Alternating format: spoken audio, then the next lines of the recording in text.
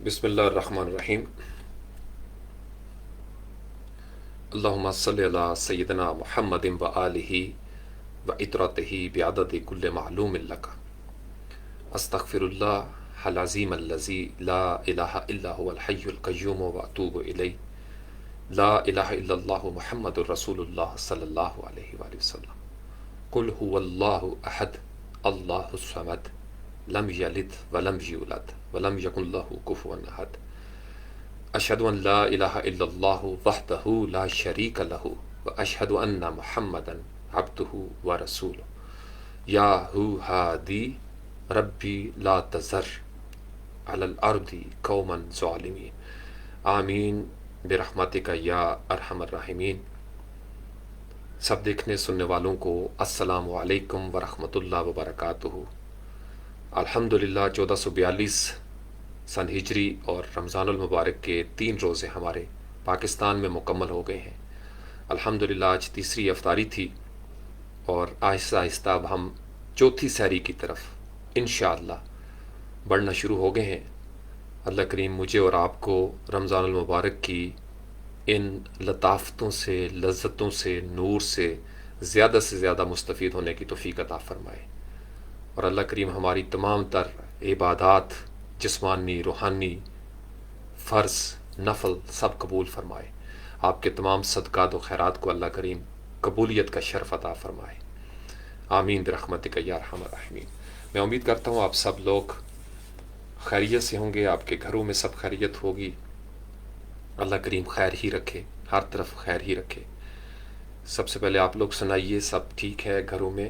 وعلیکم السلام ورحمۃ اللہ۔ سفیان، ہاشم، وعلیکم السلام ورحمۃ اللہ وبرکاتہ۔ آواز، ویڈیو وغیرہ سب کچھ ٹھیک ہے؟ یا ہی یا قیوم۔ آج کی یہ جو فکری نشست ہے طلبہ و طالبات کے لیے ایک طالب علم کی طرف سے، یہ میں امید کرتا ہوں اللہ کی بارگاہ میں انشاءاللہ تعالیٰ کہ آپ کے بہت سارے اشکالات دور بھی ہو جائیں گے، اور آپ کو سوچنے سمجھنے کے لیے، تفکر اور تدبر کے لیے اس ماہ رمضان المبارک میں انشاءاللہ بہت سارا مواد مل جائے گا۔ اور مجھے امید ہے کہ آپ کے بہت سارے سوال نوجوانوں کے جو بالعموم کتابوں میں اس طریقے سے موجود نہیں ہوتے اور آپ کی دسترس میں نہیں ہوتا، اس خاص علم تک پہنچنا، میں دعا گو ہوں کہ اللہ کریم اس کو ایک سبب بنا دے، اس نشست کو، یہ جو گفتگو ہے، یہ جو ہماری صحبت ہے، سنگت ہے، محفل ہے، بزم جو ہم نے سجائی ہے، خالصتاً اللہ اور اللہ کے حبیب صلی اللہ علیہ وآلہ وسلم کے لیے اور اللہ والوں کے لیے۔ سب سے پہلے آپ لوگ اپنے اپنے گھروں کا بتا دیں تاکہ پھر ہم باقاعدہ اس طرف آ جائیں۔ وعلیکم السلام ورحمۃ اللہ۔ ہاشم، آپ پر بھی سلامتی ہو اور اللہ کی رحمتیں۔ اچھا، سب کچھ ٹھیک ہے، چل۔ یا حیو یا قیوم۔ ملکی حالات کے اوپر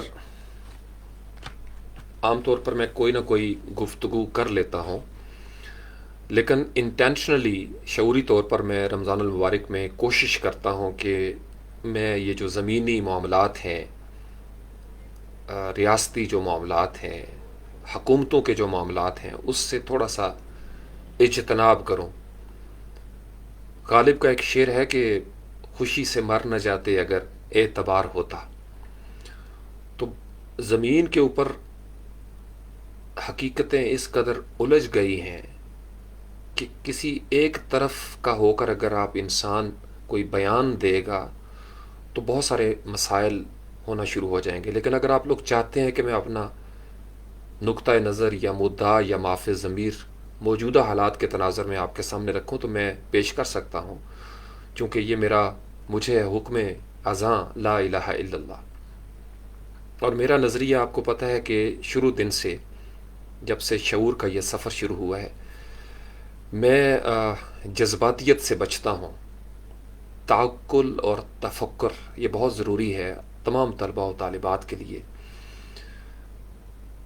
چونکہ ہم اس وقت ایک اسلامی جمہوریہ پاکستان کا حصہ ہیں، ایک ریاست کے اندر بیٹھے ہوئے ہیں، تو بہت سارے ایسے معاملات ہیں جن کو مختلف زاویوں سے دیکھنا پڑتا ہے، اور جب انسان اپنے آپ کو ہر قسم کے تعصب سے بلند تر کر کے اپنے آپ کو تمام رستوں سے توڑ کے صرف صراط مستقیم پہ رکھ کے چیزوں کو دیکھتا ہے تو پھر اس کو بہت سارے سوالوں کے جواب بھی مل جاتے ہیں۔ کوشش کریں آپ کی زیادہ توجہ رمضان المبارک کی برکتوں کی طرف رہے، کوشش کریں آپ اپنی ذاتی زندگی میں، انفرادی زندگی میں اور اجتماعی زندگی میں انقلاب برپا کر سکیں، وہ متقی انقلاب جو اللہ کی ذات چاہتی ہے کہ ہم وہ اپنے اندر پیدا کریں، اپنے نفوس کے اندر، اپنے قلوب کے اندر، اپنے جسموں کے اندر۔ یہ جسم کی دنیا چاہتی ہے کہ ہم اس کو سنواریں، اس کو مہکائیں، اور یہی ہم سے پوچھا جائے گا کہ آپ کی پرفارمنس دنیا میں کیا رہی ہے۔ تو میں دعا گو ہوں کہ اللہ کریم مجھے اور آپ کو ان حقیقتوں سے شناسہ کرے جو حقیقتیں اس کی طرف جاتی ہیں، اور ہر اس حقیقت سے جسے حقیقت بنا کر پیش کیا جاتا ہے ہمیں دور کر دے، کہیں ایسا نہ ہو کہ ہم انجانے میں گمراہ ہو جائیں اور مغلوب کر دیا جائے۔ یاد رکھیے، بہت سی احادیث ہمیں بہت کچھ بتاتی ہیں۔ جب یہ لفظ میں حدیث کہتا ہوں تو حدیث کا لفظی معنی تو خبر یا بات ہی ہوتی ہے، کل بھی ہم نے بات کی تھی۔ آپ نے اکثر نوٹ کیا ہوگا بہت سارے موٹیویشنل سپیکرز یا دیگر تو انگریزی کی کتابوں کے حوالے دیے جاتے ہیں کہ فلاں رائٹر جو ہیں انہوں نے دماغ کے بارے میں یہ بات کی ہے، انہوں نے نفسیات کے بارے میں یہ بات کی ہے، انہوں نے شخصیت کی تعمیر کے حوالے سے یہ بات کی ہے۔ تو دراصل ہم اپنی محفلوں میں، یعنی اس قدر کمپلیکس آ گیا ہے ہمارے اندر کہ ہم اپنی کتابوں کے اندر، اپنے ادب کے اندر، میں نے اردو ادب کا یعنی کافی مطالعہ کر کے دیکھا ہے، تو بہت سارے ایسے ادیب، قلمکار، مصنف میں نے دیکھے ہیں، مؤلفین دیکھے ہیں جن کا ایک عجیب سا کمپلیکس ہے کہ جب وہ کسی انگریزی کتاب کا حوالہ دیتے ہیں، کسی انگریزی کتاب کی حدیث کوٹ کرتے ہیں، میں حدیث کا لفظ عام معنوں میں یہاں پہ استعمال کر رہا ہوں، اس میں نکرہ کے طور پر، کہ جب وہ بات کسی مستشرق کی کریں گے، حوالہ دیں گے جی کہ فلاں نے یہ کہا، نیوٹن نے یہ کہا، آئنسٹائن نے یہ کہا، شیکسپیئر نے یہ کہا، ملٹن نے یہ کہہ دیا ہے، فلاں ڈاکٹر ہیں سمتھ وہ یہ کہہ رہے ہیں، آئزک جو ہیں وہ یہ کہنا چاہتے ہیں، تو دراصل ہم ان کو بھی کوٹ کر رہے ہوتے ہیں اپنی گفتگو میں، اپنے موضوع کے حساب سے، اپنے آڈینس کے لیے ہم ان کی احادیث اس میں نکرہ کے طور پر یا کوٹیشنز یا اقوال زریں ہم کوٹ کرتے ہیں، لیکن عجیب کمپلیکس ہے ہمارے اندر کہ ہم حضور سیدی و مرشدی صلی اللہ علیہ وآلہ وسلم کی احادیث کو کوٹ کرتے ہوئے تذبذب کا شکار ہو جاتے ہیں، شک میں پڑ جاتے ہیں، اور بعض اوقات تو انسان حدیث کی اہمیت سے ہی انکاری میں نے دیکھے ہیں کہ وہ یعنی ایسی کتابیں جس میں نے حدیث سے انکار دیکھا ہے، انہی کتابوں کے اندر میں نے مختلف انگریز مصنفین کے حوالے دیکھے ہیں، اور میں مسکرا اٹھتا ہوں کہ ہائے رے بدبختی، عقل کے اوپر کس طریقے سے غشاوہ پڑ گیا کہ ایک انسان اپنی کتاب کے اندر انگریزی کتابوں کے حوالے دیتے ہوئے نہیں شرما رہا، لیکن وہ حدیث کی صحت کے اوپر بات کرتا ہے۔ کوئی کہتا ہے کہ حدیث کی ضرورت نہیں ہے، کوئی کہتا ہے کہ حدیث کے اندر یہ اشکال پایا جاتا ہے، کوئی کہتا ہے کہ حدیث کے اندر یہ مسائل جو ہیں وہ سامنے آ جاتے ہیں۔ الغرض یہ ہے کہ انسان فرقہ واریت کی طرف تک بڑھتا ہے نا، تو پھر وہ غیر قوموں کے تمام اقوال زریں لینے کو فخر سمجھتا ہے، اپنے مالکوں کے اقوال زریں کو فخر سمجھتا ہے۔ یہ عجیب غلامی ہے، آپ نے محفلوں میں دیکھا ہوگا، اور پھر ہماری نفسیات بھی اس طریقے سے بن گئی ہے کہ جب تک ہم اپنی گفتگو میں انگریزی کے 2-4 کوٹیشنز نہ پیش کریں، آڈینس کو بھی نہیں لگتا کہ ہم کوئی پڑھے لکھے انسان ہیں۔ یعنی اگر آپ نے کوئی قرآن کی بات آیت کر دی ہے یا حدیث آپ نے نبی کریم صلی اللہ علیہ وآلہ وسلم کی جو معرفہ ہے، اس میں معرفہ جو وہ حدیث جو نبی صلی اللہ علیہ وآلہ وسلم سے منسوب ہے، آپ علیہ السلام کی جو روایت ہے، آپ علیہ السلام نے جس طریقے سے قرآن کے میسج کو سمپلیفائی کر کے، ٹرانسلیٹ کر کے ہمارے سامنے رکھا ہے، صحابہ کرام رضوان اللہ تعالی علیہم اجمعین کے سامنے رکھا، اور پھر نسل در نسل تابعین، تبع تابعین اور صالحین سے ہوتا وہ ہم تک پہنچا ہے، ہم اس کو کوٹ کرتے ہوئے تھوڑا شرما جاتے ہیں۔ مجمع کی نفسیات اس طرح کی ہوتی ہے کہ اگر آپ نے حدیث کوٹ کی ہے تو یہ تصور کیا جائے گا کہ آپ کوئی مولوی ہو گئے ہیں، آپ کوئی مذہبی ہو گئے ہیں۔ لیکن جب آپ کسی انگریز مصنف کی، کسی لا دین کی کسی کوٹیشن کو کوٹ کرتے ہوئے آپ کسی کو سنتے ہیں تو آپ کو لگتا ہے کہ بڑا پروفیسر، ڈاکٹر، پڑھا لکھا علامہ قسم کا انسان ہے، چونکہ اس نے بڑی زبردست سائنس کی مثال دی ہے، فزکس کی مثال دی ہے، بایولوجی کی مثال دی ہے۔ تو قرآن و حدیث یہ جو گفتگو ہے، یہ جو بات ہے، کوشش کیا کریں کہ آپ کا سورس آف انسپریشن ہوتا ہے، سورس آف انفارمیشن ہوتا ہے، سورس آف نالج، مصادر جو ہوتے ہیں، جہاں پہ ہم نے جا کے جڑنا ہے، جو ہماری جڑ ہے، جہاں سے ہم رہنمائی لے سکتے ہیں، اگر ہم اس سورس کے ساتھ نہیں جڑیں گے تو ہم اچک لیے جائیں گے۔ ایک ہی راستہ ہے، میں نے عمر بھر تحقیق کی ہے، بچنے کا صرف ایک ہی راستہ ہے کہ آپ در مصطفیٰ صلی اللہ علیہ وآلہ وسلم کے ساتھ جڑ جائیں۔ قرآن ہمیں یہ کہتا ہے کہ رسول صلی اللہ علیہ وآلہ وسلم تمہیں جو دیں وہ لے لو، اور جس سے روکیں اس سے رک جاؤ۔ تو رسول اکرم صلی اللہ علیہ وآلہ وسلم نے ہمیں یہ قرآن بھی دیا، اور پھر اپنے دور میں صحابہ اکرام رضوان اللہ علیہم اجمعین جب سوال کیا کرتے تھے ایسی باتیں جو عام انسان کو پڑھ کے، حالانکہ وہ عرب کا معاشرہ ہے، صحابہ اکرام رضوان اللہ علیہم اجمعین عربی ہیں، لیکن پھر بھی ان کے دل میں سوال پیدا ہوتے تھے، اور ان کے سوالوں کی تسلی کے لیے، تشفی کے لیے حضور سیدی و مرشدی صلی اللہ علیہ وآلہ وسلم جوابات دیا کرتے تھے۔ ہم 1500 سال بعد کے اجمی لوگ ہیں، نان عربک لوگ ہیں، ہمارے تو بہت سارے سوال ہوں گے، اور جب ہمارے سوال پیدا ہوں گے تو ہم اپنے قریب ترین لوگوں سے پوچھتے ہیں جو ہمارے انعام یافتہ ہوتے ہیں، ہمارے والدین، ہمارے اساتذہ اکرام، ہمارے علماء اکرام، جن کے پاس علوم القرآن ہے، جو قرآن کو ہم سے پہلے بہتر انداز میں سمجھ چکے ہیں، جن کی نظر ہے علوم القرآن کے اوپر، جن کی نظر ہے احادیث کے اوپر، جنہوں نے فقہ کی باریکیوں کو سمجھا ہوا ہے، جو تمام تر اصولوں کے اوپر نظر رکھتے ہیں۔ تو ہمارا جو سورس آف انسپریشن ہوگا وہ ہمارے وہ علماء کرام ہوں گے، فقیہان کرام ہوں گے، محدثین کرام ہوں گے۔ لیکن ان کی بات سنتے ہوئے ہم فرقہ واریت میں پڑ جاتے ہیں، لیکن جب ہم نے کسی مستشرق کا حوالہ دینا ہے تو ہمارا کوئی فرقہ نہیں ہوتا، کیونکہ شیکسپیئر سب کے لیے شیکسپیئر ہے۔ یہ نہیں ہو سکتا کہ سنی بریلوی شیکسپیئر کو اور طریقے سے انٹرپریٹ کرے اور شیعہ جو ہے وہ اس کو کسی اور طریقے سے انٹرپریٹ کرے۔ وہاں ہمارے اندر مسلک نہیں آتے، وہاں ہمارے اندر فرقہ واریت نہیں آتی، لیکن اس قرآن کی بات کرتے ہوئے یا حدیث کی بات کرتے ہوئے ہم مسلکوں میں پڑ جاتے ہیں۔ یہ عجیب کم نصیبی ہے، بے نصیبی ہے، بد نصیبی ہے، یہ بدبختی ہے۔ میں اس لیے آج گفتگو کے آغاز سے پہلے چاہتا تھا کہ آپ کو یہ ریمائنڈر بھی دوں اور اپنے جذبات آپ تک پہنچاؤں۔ اس وقت ہم جہاں پہ بیٹھے ہوئے ہیں یہ اسلامی جمہوریہ پاکستان ہے، ایک اسٹیبلشڈ اسٹیٹ ہے۔ اسلامی جمہوریہ پاکستان اسلام کے نام پر بنا ہوا یہ ملک، یہ وطن، یہ مادر گیتی جس کا ہم ایک حصہ ہے۔ میری جیب میں اس وقت شناختی کارڈ ہے، آپ کی جیب میں شناختی کارڈ ہے اس وطن کا، ہماری شناخت پاکستان ہے۔ تو پاکستان اسلامی جمہوریہ پاکستان ہے، یہاں کی اکثریت آبادی مسلمان ہے، اور یہاں پہ جتنی ہماری ڈیفنس فورسز ہیں وہ مسلمان فورسز ہیں، ماں سوائے جو چند ہمارے مائنارٹی کے ممبرز بھی وہاں پہ موجود ہوتے ہیں، یعنی ہر وہ شہری جو پاکستان کا ہے وہ پاکستان کی افواج میں جا سکتا ہے۔ ہمارا آئین پاکستان قرآن و حدیث کے اوپر بیس کرتا ہے، تو اس کتاب کی جو آئین پاکستان ہے اس کی اصل بھی قرآن و حدیث ہے۔ ہمارے جتنے بھی معاملات ہیں، ہمارے جو ایوان بنے ہوئے ہیں، قومی اسمبلی ہو گئی، ہمارا سینٹ ہو گیا، وہ سب مسلمانوں کا ہے، یعنی مسلمانوں کا بیس بنا ہوا ہے۔ ہمارے علماء کرام ہیں، ہر مسلک کے علماء کرام یہاں پہ موجود ہیں۔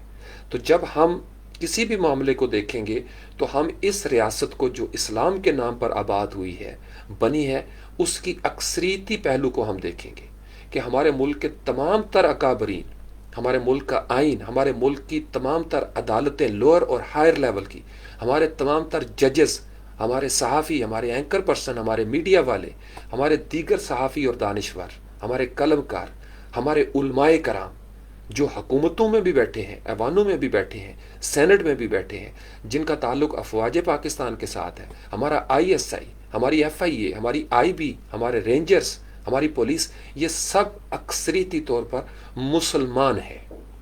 یہ ایک بنیادی ترین حقیقت ہے۔ لہٰذا آپ کے پاس دو راستے رہ جاتے ہیں جو میں ذاتی طور پر سمجھتا ہوں، اور اوور دا ایئرز مختلف سوچتے تفکر کرتے کرتے مجھے ریاست کی اہمیت کا بخوبی احساس ہے، اور میں اپنے ہر سیشن میں یہ کہتا ہوں کہ ریاست چونکہ یہ اسٹیبلش ہوئی ہے اسلام کے نام پر، لا الہ الا اللہ کے نام پر بنی ہے، اس کا آئین اس کے اوپر بیس کرتا ہے۔ اب ہمارے پاس دو راستے رہ جاتے ہیں، یا تو ہم اس آئین کی اتباع کریں اور ان تمام لوگوں کی طرح جو اس آئین کے احاطے میں آ جاتے ہیں ان کے ساتھ چل کے وہ بات کریں جو آئین پاکستان کی روح سے ریاست پاکستان کے مفاد میں ہوتی ہے۔ ایک راستہ تو یہ ہوتا ہے۔ دوسرا راستہ یہ ہوتا ہے کہ آپ سرے سے اس آئین کا انکار کر دیں۔ آئین کا انکار کرنے کا مطلب یہ ہے کہ آپ نے ریاست کے وجود سے ہی انکار کر دیا، اس تمام نظام سے آپ نے انکار کر دیا جو یہاں پہ اسٹیبلشڈ ہے۔ اب سوال پیدا ہوتا ہے کہ کیا ریاستی ادارے یا حکومتی ادارے غلطی نہیں کر سکتے؟ بہت ساری غلطیاں ہو سکتی ہیں۔ تو اس کا اگر تو یہ آئین پاکستان جب تک موجود ہے اور جب تک یہ نظام موجود ہے، اس کے اندر ایک طریقہ کار لکھ دیا گیا ہے۔ اس کا نمبر 1 طریقہ کار کیا ہے کہ یہاں پہ جو سسٹم ہے وہ ڈیموکریٹک سسٹم ہے، ایک جمہوریت، ایک پارلیمانی نظام حکومت، چونکہ کسی بھی ریاست کے لیے ایک نظام چاہیے، اور ہماری ریاست، ہمارا وطن پاکستان اقوام متحدہ کا ایک ممبر ہے۔ ہم چاہیں یا نہ چاہیں، ہمیں اچھا لگے یا نہ لگے، معروضی حقائق ہماری خواہشات سے نہیں بدلا کرتے۔ پاکستان اس وقت گلوبل ویلیج کا حصہ ہے، اقوام متحدہ کا ایک رکن ہے، وہ اقوام متحدہ جس کی ذمہ داری ہے۔ پھر دیگر ادارے ہیں، IMF بنا ہوا ہے، جیسے FATF کا آپ رولا سنتے رہتے ہیں۔ تو یہ تمام تر معروضی حقائق ہیں جس میں پاکستان اس وقت کھڑا ہے، اور جب پاکستان یہاں پہ کھڑا ہے تو ریاستی ادارے، آپ کو پتہ ہے ہمارے CSP آفیسر جو ہیں DMG گروپ والے ہمارے ایمبیسڈرز ہوتے ہیں، ان سب کی ٹریننگ اسلام کے خلاف نہیں ہو رہی۔ ہماری پولیس کو جب ٹرینڈ کیا جاتا ہے تو انہیں اسلام کے خلاف ٹرینڈ نہیں کیا جاتا۔ ہماری فوجیں جب حلف لیتی ہیں نا، فوج کا ہر بندہ جب اوتھ لیتا ہے تو وہ اسلام کا اوتھ لیتا ہے۔ ہمارے وزیر، مشیر جو حکومت کا حصہ بنتے ہیں وہ اسلام کا اوتھ لیتے ہیں، وہ اس چیز کے دفاع کی قسم کھاتے ہیں، وہ ختم نبوت پر ایمان رکھتے ہیں۔ یہ ہماری ایک گراؤنڈ ریالٹی ہے۔ تو ہمارے پاس اس پارلیمانی نظام میں جو سب سے مناسب طریقہ کار ہے ایوولوشن کے حوالے سے، جس میں ہم چیزوں کو ایوالو کر سکتے ہیں، وہ ہے پارلیمانی طریقہ کار، جس کے لیے ہم پچھلے کئی سالوں سے لگے ہوئے ہیں کہ یہ جو ہمارا الیکٹرل سسٹم ہے اس کے اندر ریفارمز آ سکیں۔ ہر دور میں اس کے اوپر کوشش ہوئی ہے۔ یا تو آپ، یعنی 2 طریقہ کار ہوگے، یا تو آپ تمام ملک کے اندر جتنے بھی صوبے ہیں، چونکہ ایوانوں کے اندر حکومتیں کون بنا رہا ہے؟ سیاسی جماعتیں، اور سیاسی جماعتیں تمام تر، خواہ وہ نون لیگ ہو، پیپلز پارٹی ہو، تحریک انصاف ہو، 3 بڑی بڑی جماعتیں یہ ہیں، ANP کو شامل کر لیں، MQM کو شامل کر لیں، مسلم لیگ کاف کو شامل کر لیں۔ یہ جتنی جماعتیں ہیں جو ایوانوں میں بیٹھی ہوئی ہیں اس وقت، یا بلوچستان میں ہماری جو جماعتیں ہیں، یا دیگر جو چھوٹی موٹی جماعتیں ہیں، یعنی جو PAT ہے، پاکستان عوامی تحریک، یہ سارے کی ساری ان کا کہیں نہ کہیں ریپرزنٹیشن ہے اسمبلی کے اندر۔ تو اکثریت آئین پاکستان کے اندر ایک طریقہ کار وضع کر چکی ہے، آئین بنا ہوا ہے۔ تو سب سے پہلا طریقہ کیا ہے کہ آئین بنا اور ایک ایگریمنٹ ہوا، لوگوں نے اس نظام کو تسلیم کر لیا۔ اب جو ایوانوں میں بیٹھے ہوئے ہیں قومی اسمبلی میں یا سینٹ کے اندر، وہ یہ کلیم کرتے ہیں کہ ہمیں عوام کے ووٹوں سے منتخب کر کے یہاں پہ لے جایا گیا ہے، ہم یہاں پہنچے ہیں عوام کے ذریعے۔ قوم نے فیصلہ کیا ہوا ہے کہ پارلیمانی نظام ہم نے رکھنا ہے، یعنی جو ڈاکومنٹڈ فیکٹس ہیں وہ یہی کہہ رہے ہیں۔ تو اگر آپ نے الیکٹرل سسٹم کے تحت تبدیلی لانی ہے تو پھر یا تو قوم اپنی مرضی کی کیوں پارٹی منتخب کر لے کہ ہم نے اس سسٹم کو، یہ جو رائج نظام ہے اور اس کا جو ظلم ہے، ہمیں عدالتوں کا یہ نظام نہیں چاہیے، ہمیں اپنی مسلح افواج کے یہ والے نظام نہیں چاہیے، ہمیں اپنی پولیس کو اس طریقے سے نہیں رکھنا، ہمیں اپنے پالیسی جو ہے یا ہمارے جتنے بھی خارجہ پالیسیاں بن رہی ہیں یا داخلہ پالیسی ہے اس طریقے سے نہیں ہونی چاہیے۔ تو یا تو آپ پوری کی پوری قوم یہ تہیہ کر لے کہ یہ وہ صالحین کی قیادت ہے جن کو ہم نے ایوانوں تک پہنچانا ہے، اور اس کے لیے قوم کو متفق اور متحد ہونا پڑے گا، جو انفارچونیٹلی نہیں ہوا۔ یہی وجہ ہے کہ جتنے بھی صالحین قیادتیں رہی ہیں وہ محراب و منبر تک سمٹ کے رہ گئیں۔ ان کے ہم نے خطبے سنے، ان کے لیے ہم نے نعرے بھی مارے، جوش بھی بڑھایا، لیکن ہم نے ان کو ووٹ دینا گوارا نہ کیا۔ تو ہمارا جو الیکٹرل سسٹم، جو رائج نظام ہے، اس کے اندر رہتے ہوئے لگے بندے اصول کے تحت وہی مافیاز اوپر آتے رہے پچھلے کئی سالوں سے، اور وہ جو حکومتیں بناتے رہے ہیں ان کے ساتھ بھی کچھ علماء کرام جڑے ہوئے ہیں ہر جماعت میں. کیا مسلم لیگ نون میں علماء کرام نہیں؟ کیا مسلم لیگ نون کے اندر گدیاں نہیں ہیں، خانقاہیں نہیں ہیں؟ کیا ان کے اندر بڑے بڑے مشائخ نہیں ہیں؟ کیا ان کے اندر پیر نہیں ہیں؟ آپ بھیرا سے شروع ہو جائیں، آپ کو ہر طرف سے مسلم لیگ نون کے ساتھ کہیں نہ کوئی الحاق دکھائی دے گا. وہاں سے شروع ہو کے یہاں گولڑا شریف تک آپ آ جائیں. کیا پیپلز پارٹی کے اندر بڑے بڑے سجادہ نشین شامل نہیں ہیں؟ آپ مختوم وہاں سے شروع ہو جائیں، یوسف رضا گیلانی صاحب سے، اور پورے ملک میں پھیلتے چلے جائیں سندھ کی طرف. تو اسی طریقے سے پی ٹی آئی کے اندر بہت ساری خانقاہیں، بہت سارے علماء کرام، بہت سارے سجادہ نشین اس میں شامل ہو گئے ہیں. تو ہماری جو کلیکٹیو رسپانسبلٹی ہے، اگر ہمیں یہ نظام پسند نہیں ہے، ہم پارلیمانی نظام نہیں چاہتے، ہم کوئی نظام بدلنا چاہتے ہیں، تو جو لیگل طریقہ کار ہے الیکٹرل سسٹم کے تحت وہ یہ ہے کہ آپ قوت و اختیار حاصل کر کے یکجہتی کا مظاہرہ کریں، اتفاق و اتحاد کے ساتھ. تمام مسالک، سنی بریلوی ہوں، دیوبندی ہوں، شیعہ ہوں، اہل حدیث ہوں، وہاب ہوں، پاکستان کا ہر شہری مسلمان کلمہ کو وہ ایک جھنڈے کے نیچے آ جائے اور کہہ دے کہ جی سیاسی طور پر میں نے اس جماعت کو سپورٹ کرنا ہے. آج تک ایسا نہیں ہوا. اسی وجہ سے یہ ڈیوائیڈ اینڈ رول چلتا ہے. آپ کی ہوا اکھڑی ہوئی ہے. جب آپ ٹکڑوں میں بٹ جائیں گے، چھوٹے چھوٹے ایک یونٹ اٹھتی ہے چند بندے لے کے، باقی پیچھے بیٹھ جاتے ہیں، پھر دوسرے اٹھتے ہیں، باقی بیٹھ جاتے ہیں پیچھے. تو ہماری یہ جو ذاتی انائیں، ہماری جو دشمنیاں ہیں، باہمی عداوتیں، اس وجہ سے ہماری ہوا اکھڑی ہوئی ہے. یا حیو یا قیوم. تو ایک تو یہ طریقہ کار ہے. دوسرا طریقہ کار یہ ہے ریولوشن کے حوالے سے کہ آپ اتنی طاقت بن جاتے ہیں. اس کے لیے بھی اتفاق چاہیے کہ سارے مسالے کھڑے ہو جائیں، صبح نکل آئیں باہر، ہر مسلک کے علماء کرام، فقیہان محترم، محدثین کرام سڑک پہ کال دے دیں کہ پوری قوم سڑک پہ آ جائے اور کہ ہم نے اس نظام کا دھڑن تختہ کرنا ہے. 5 منٹ نہیں لگیں گے. فوج کبھی انکار نہیں کرے گی، پولیس کبھی انکار نہیں کرے گی، رینجرز کبھی انکار نہیں کریں گے. وہ اس ملک کے ہیں وفادار. جب لوگ نہیں چاہتے اس نظام کو، تو پھر اس نظام کو کون رکھے گا؟ یہ ہمارے ابھی تک ہم اس ملک کے حوالے سے ہیں. لیکن جب آپ اس ملک میں یہ ریولوشن لے کے آئیں گے تو پھر آپ کو تیاری کر لینی چاہیے پہلے سے اس ریبٹل کی جو انٹرنیشنل کمیونٹی کی طرف سے آئے گا. اور ایسا ہوتا ہے چونکہ آپ اس وقت ایک گلوبل ولیج کا حصہ ہیں. آپ کوئی ایسا ایکشن نہیں کر سکتے کہ آپ کو عالمی برادری ساری ایک طرف ہو جائے اور آپ اکیلے ایک طرف ہو جائیں. اس کے لیے ایمان کی وہ قوت چاہیے، ہر لحاظ سے تعلیم و تربیت کا وہ پرفیکٹ نظام چاہیے. ہمیں اسلحہ اس طریقے سے اعلیٰ کوالٹی کا چاہیے. ایمان پہلے ہے، جوش اور جذبہ پہلے ہوتا ہے. ہم ایز اے نیشن، امت محمدیہ کے طور پر ہم اس وقت کہاں کھڑے ہیں؟ صرف ہم ہی نہیں، پوری امت مسلمہ اس وقت کہاں پہ کھڑی ہے؟ ہماری OIC کہاں پہ کھڑی ہے؟ کیا عرب ملک ہمارے ساتھ کھڑے ہو جائیں گے؟ کون سا ملک ہے جو ہمارے ساتھ کندھے سے کندھا ملا کے کھڑا ہوگا جب ہم نعرہ تکبیر بلند کریں گے؟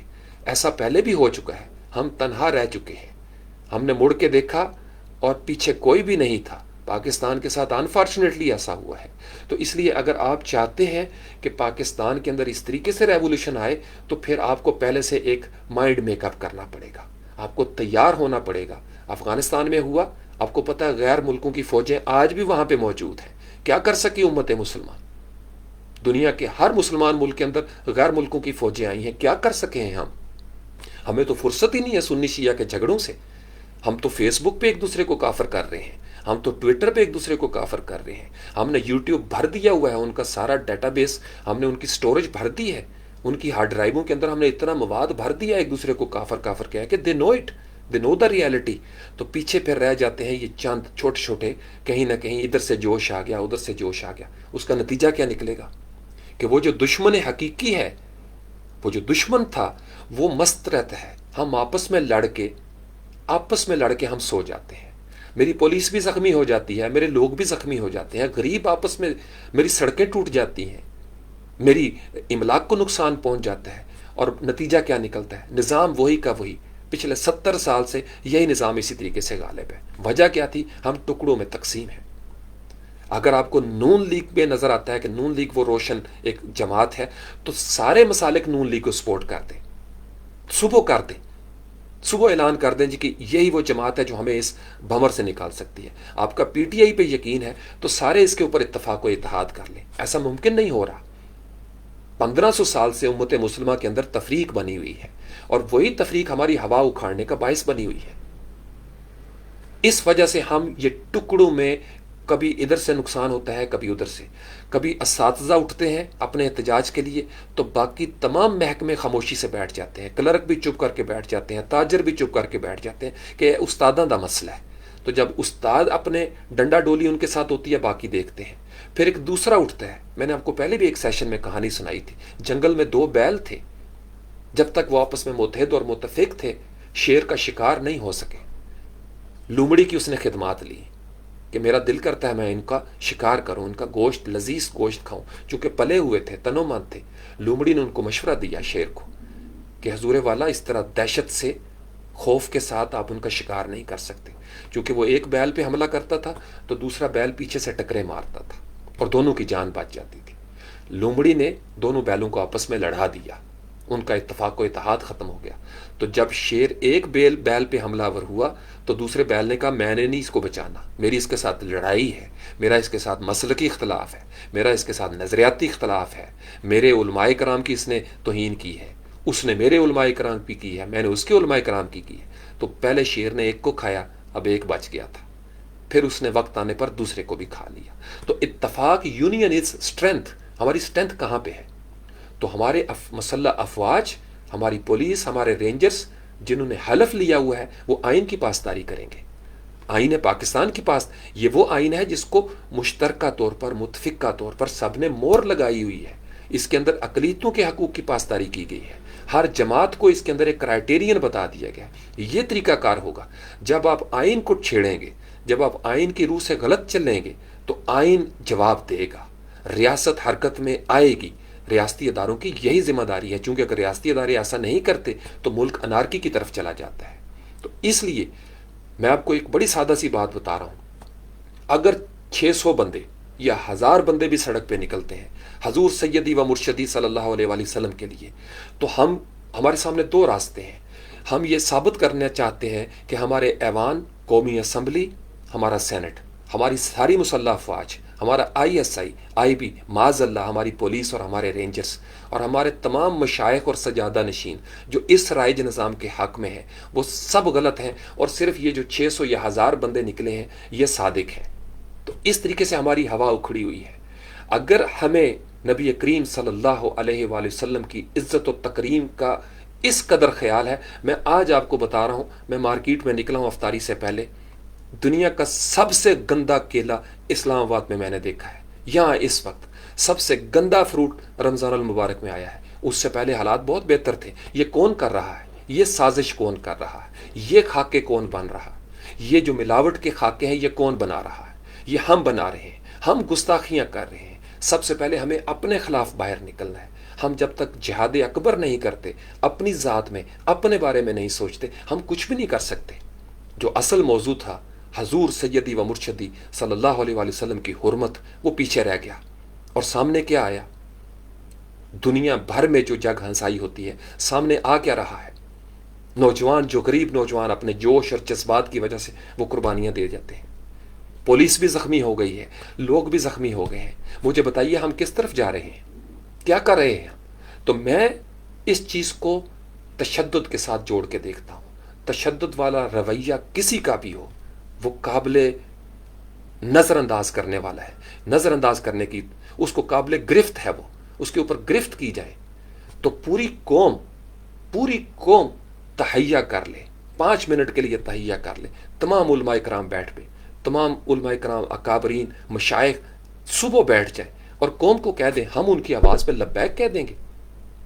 ہم تو ڈسے ہوئے ہیں اس نظام کے، وہ کہہ دیں کہ ہم ساری سیاسی جماعتوں سے نکل رہے ہیں چونکہ ہماری کوئی بات نہیں سن رہا، چونکہ نون لیگ کے دور میں بھی ختم نبوت کا ایشو، PTI کے دور میں بھی ختم نبوت کا ایشو، اسلامی جمہوریہ پاکستان میں ختم نبوت پہ کون ڈاکہ مار سکتا ہے؟ اور اگر ڈاکہ مارنے والے موجود ہیں، ڈاکو موجود ہیں، تو ان کو منتخب کرنے والے بھی ڈاکے میں شریک ہیں۔ کون ان کو یہاں تک پہنچاتا ہے؟ ہم پہنچاتے ہیں، ہم نے ووٹ دیا ہوا ہے۔ تو جنہوں نے ووٹ دیا ہوا ہے وہ آپس میں ایک دوسرے کے مقابلے میں آ جاتے ہیں۔ یہ ڈسکا میں ایک چھوٹا سا ضمنی الیکشن ہوا ہے، بندہ وہاں پہ قتل ہو گیا ہے۔ کون کر رہا ہے؟ ہماری تربیت کے ادارے تباہ و برباد ہو گئے ہوئے ہیں، اور جب ہماری اپنی ہوا اکھڑ جائے تو ہم انٹرنیشنل قوتوں کے ساتھ کس طریقے سے پنگا لیں گے؟ جب ہم سے اپنا گھر مینج نہیں ہو رہا تو ہمارے ایمان کی ضرورت ہے کہ اگر کیا نبی کریم صلی اللہ علیہ وآلہ وسلم صرف بریلوی مسلک کے ہیں؟ کیا شیعوں کے ساتھ ان کا تعلق نہیں؟ دیوبندیوں کے ساتھ نہیں؟ اہل حدیث کے ساتھ نہیں؟ سب کے ساتھ ہے، سب کے ساتھ ہے، سب کے محمد عربی ہیں صلی اللہ علیہ وآلہ وسلم۔ تو ہم سب کی یہ مشترکہ ذمہ داری ہے کہ ہم ایک قوم بن کر تمام علماء کرام متفق ہو، تمام علماء کرام ایک باقاعدہ طور پر مشترکہ طور پر ایک سمن جاری کر دیا جائے، سرکولر جاری کر دیا جائے۔ یہ ہمارا نظریہ ہے، اور یہ چونکہ ایک ریاست ہے اسلامی جمہوریہ پاکستان، وہاں پہ نظریاتی کونسل بنی ہوئی ہے، ہمارے پاس ایک وزارت مذہبی امور ہے۔ یا تو ہم اس نظام کا دھڑن تختہ کر دیں اور ہم اپنے طور پر کھڑے ہو جائیں، جیسے طالبان نے بھی کیا تھا۔ تو کیا ہوا؟ آج آپ کو طالبان کا وجود کہاں دکھائی دے رہا ہے؟ یہ جو گراؤنڈ ریالٹیز ہیں، یہ جو معروضی حقائق ہیں، ان کو سمجھنا بڑا ضروری ہے۔ تو نوجوان جو جذبات میں آ جاتے ہیں وہ ان چیزوں کو سمجھ نہیں پا رہے۔ میں آپ کو پھر کہہ رہا ہوں، میں رائج نظام کے بارے میں، ہم پچھلے 10 سال سے یہ جو رائج نظام ہے اس کے خلاف ہم لڑ رہے ہیں۔ یہ آسان کام نہیں ہے۔ نبی کریم علیہ السلام کی زندگی حیات طیبہ رول ماڈل ہے ہمارے لیے۔ آپ علیہ السلام جب کمزور تھے مکہ میں تو رات کے اندھیرے میں ہجرت کرنا پڑی مدینہ میں۔ یہ نہیں کہ ان سے زیادہ صلی اللہ علیہ وسلم کسی ماں نے کوئی بہادر بیٹا جنم نہیں دیا۔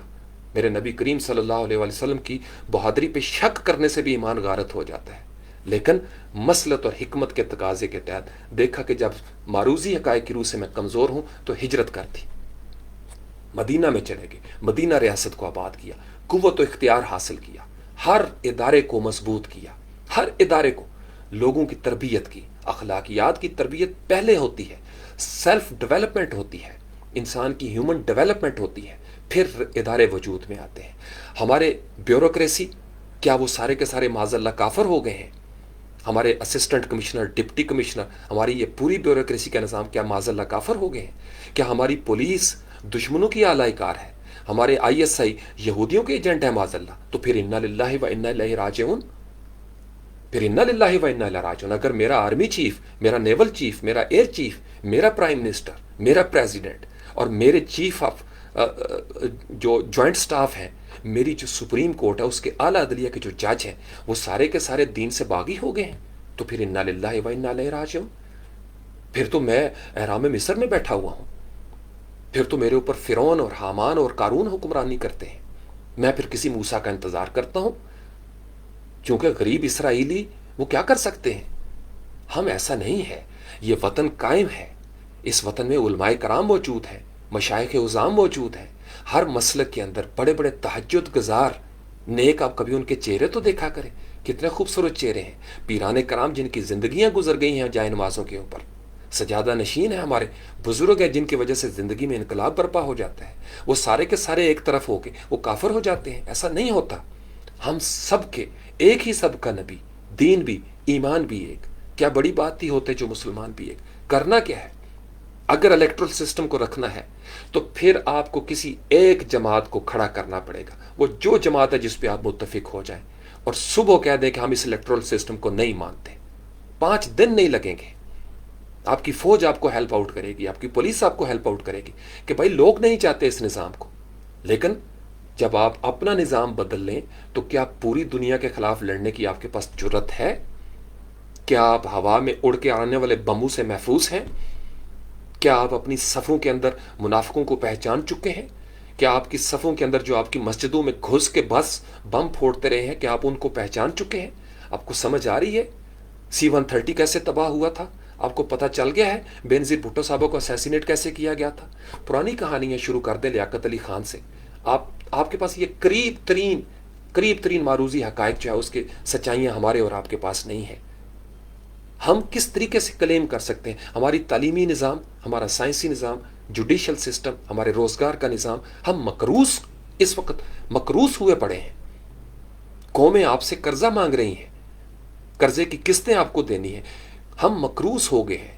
جب کسی گاؤں میں کوئی بندہ مقروض ہوتا ہے نا، وہ گلی میں بدماشی نہیں کر سکتا، کیونکہ جنہوں نے قرض لینا ہوتا ہے نا وہ چڑھائی کرتے ہیں، وہ پھر پابندیاں لگاتے ہیں، وہ پھر سینکشنز کرتے ہیں۔ تو یا تو اس دنیا سے ہم اپنے پاکستان کو کاٹ دیں اور مریخ پہ لے جاتے ہیں کہ we don't like this planet Earth. ہم اپنے وطن کو، چونکہ نبی کریم صلی اللہ علیہ وسلم نے ان کی دعاؤں سے یہ وطن بنایا، ہم اس کو کہاں لے جائیں؟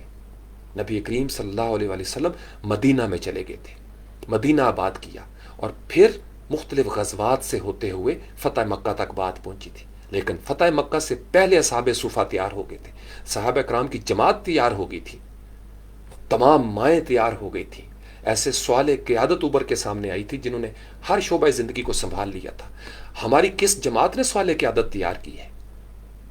ہم اکنامک کی یہ جو جدید ترین دور کی پالیسیاں بنا سکتے ہیں.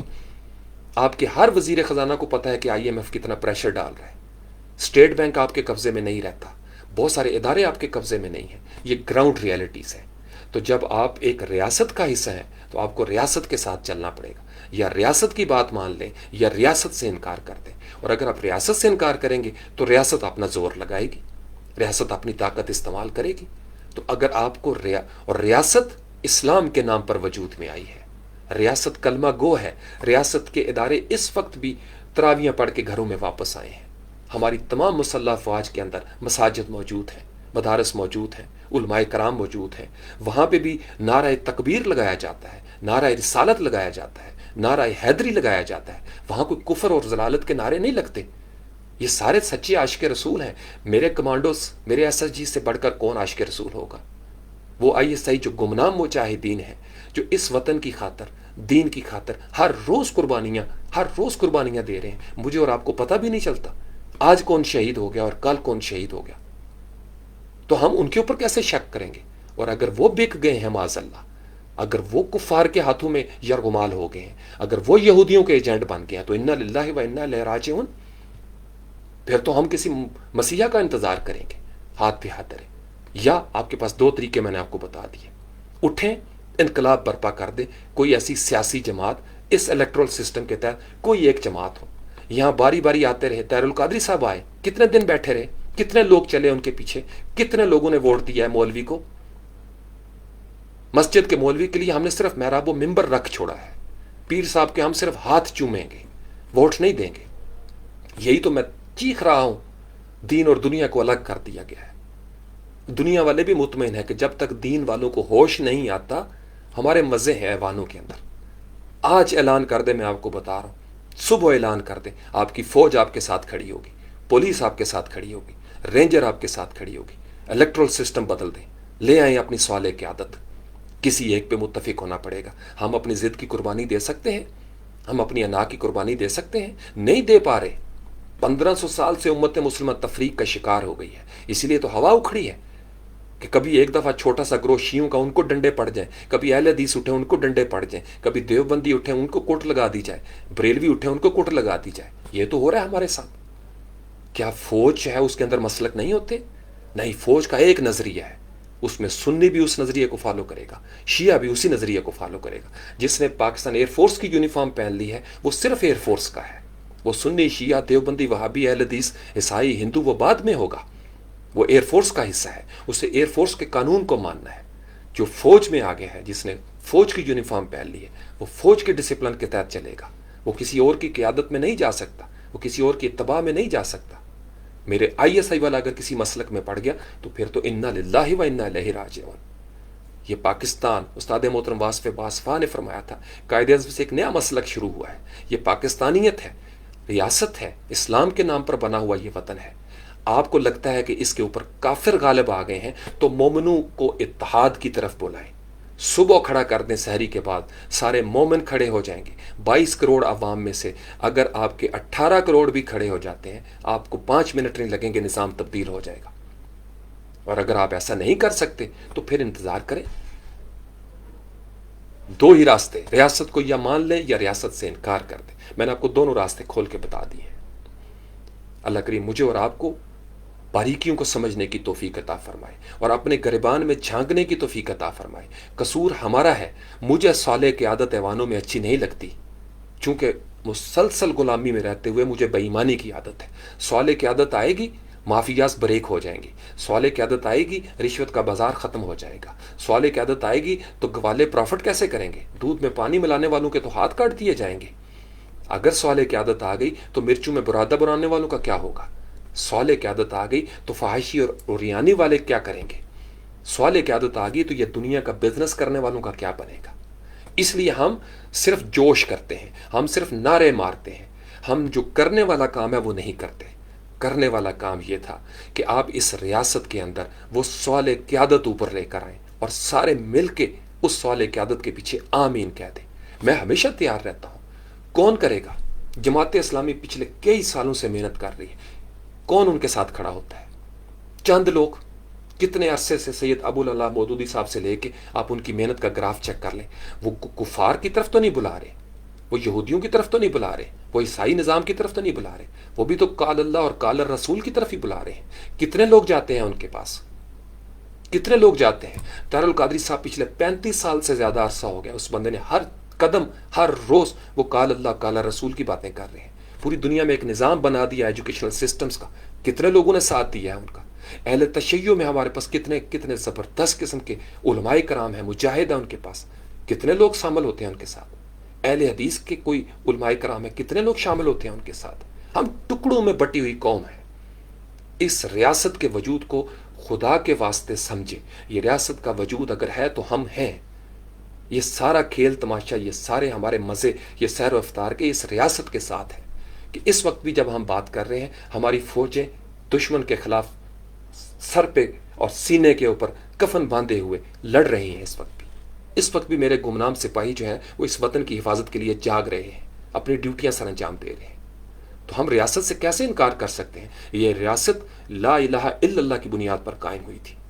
اس ریاست کے ذمہ دار بیٹھے ہوئے ہیں، علماء کرام ہیں، خانقاہوں والے ہیں، سجادہ نشین ہیں، بزرگ ہیں۔ آپ سب ایک دفعہ کھڑے ہو کے کہہ دیں ہمیں یہ نظام نہیں چاہیے، اور اسی کے اوپر ہم محنت کر رہے ہیں کہ یہ رائج نظام ہم کو نہیں چاہیے، لیکن اٹ ٹیکس ٹائم۔ ایک حکومت بنتی ہے، ہم اس کے خلاف ہو جاتے ہیں، دوسری حکومت بنتی ہے، ہمیں اس کے خلاف کر دیا جاتا ہے، تیسری حکومت بنتی ہے۔ یہی تو ہو رہا ہے پچھلے 40-50 سال سے۔ ہم کس کے حق میں ہیں مجھے بتائیے؟ ہم سب مل کر کس کے حق میں ہیں؟ ہم تو اپنے حق میں نہیں ہیں، اس لیے ہمارے حق پہ ڈاکہ ڈالا جاتا ہے کہ ہم کسی کے حق میں نہیں ہیں، ہم اپنے حق میں بھی نہیں ہیں۔ تو جو اپنے حق میں بھی نہ ہو اور جو حق پر نہ ہو، وہ اپنے حقوق سے دستبردار کر دیا جاتا ہے، اس کے حقوق پر ڈاکہ ڈالا جاتا ہے۔ کیا ہم اہل حق ہیں کہ ہمارے حقوق کا تحفظ ہو الوہی قدرت کی طرف سے، الوہی نظام کی طرف سے؟ ہمیں پہلے طے کرنا ہے کیا ہم اہل حق ہیں، اور اگر ہم اہل حق ہیں تو کیا باقی سارے جو ہمیں نہیں مانتے وہ سارے کافر ہو گئے ہیں؟ اگر یہ سوچ ہے تو پھر یہی ہوتا رہے گا، کوئی یہاں گرا کوئی وہاں گرا، پھر ہوا اکھڑی رہے گی۔ زیادہ سے زیادہ کیا ہوگا؟ میں آپ کو بڑے یقین سے کہہ رہا ہوں، بادشاہوں کا کچھ نہیں بگڑے گا۔ ہر جماعت کے بادشاہوں نے ہر دور میں مزے کیے ہیں، غریب ورکر مارا گیا ہے نیچے، ہر جماعت کا غریب مارا جاتا ہے، ہر جماعت کے غریب کے اوپر ظلم کی چکی مزید قیامت ڈھاتی ہے۔ یہی کچھ ہو رہا ہے ہمارے ساتھ۔ تو میں اس لیے ان معاملات پہ زیادہ نہیں بولتا، میں بالکل، میرے کانسیپٹ کلیئر ہے، مجھے پتہ ہے کیا ہو رہا ہے، مجھے پتہ ہے نظام کس طرف لے کے چل رہا ہے۔ ہم اس وقت اپنی جماعت کے اندر یہاں یہ جو یونٹی، یہ جو قوم ہے، اس کے اندر اگر ہم یونٹی پیدا کرنے میں کامیاب ہو جائیں، قوم کی ایک سمت ہو جائے، ایک نظریہ ہو جائے، اور تھا ایک نظریہ لا الہ الا اللہ، کیا قوم ساری اس نظریے پہ متفق ہے؟ کتنی ویریشنز آ گئی ہیں، کتنی ٹوٹ پھوٹ کا شکار ہم ہو چکے ہیں۔ ہم ایک دوسرے کی مسجد میں نماز نہیں پڑھنا چاہتے، ہم ایک دوسرے کے مردے کو قبرستانوں میں دفن نہیں ہونے دیتے، ہم شادی بیاہ نہیں کرتے۔ اس طریقے سے تو ہم ٹوٹ چکے ہیں۔ ہم بات کرتے ہیں نبی کریم صلی اللہ علیہ وسلم کے حرمت کی، مجھے تو یہ شرمساری رہتی ہے کہ میں آقا علیہ الصلوۃ والسلام کا سامنا کیسے کروں گا۔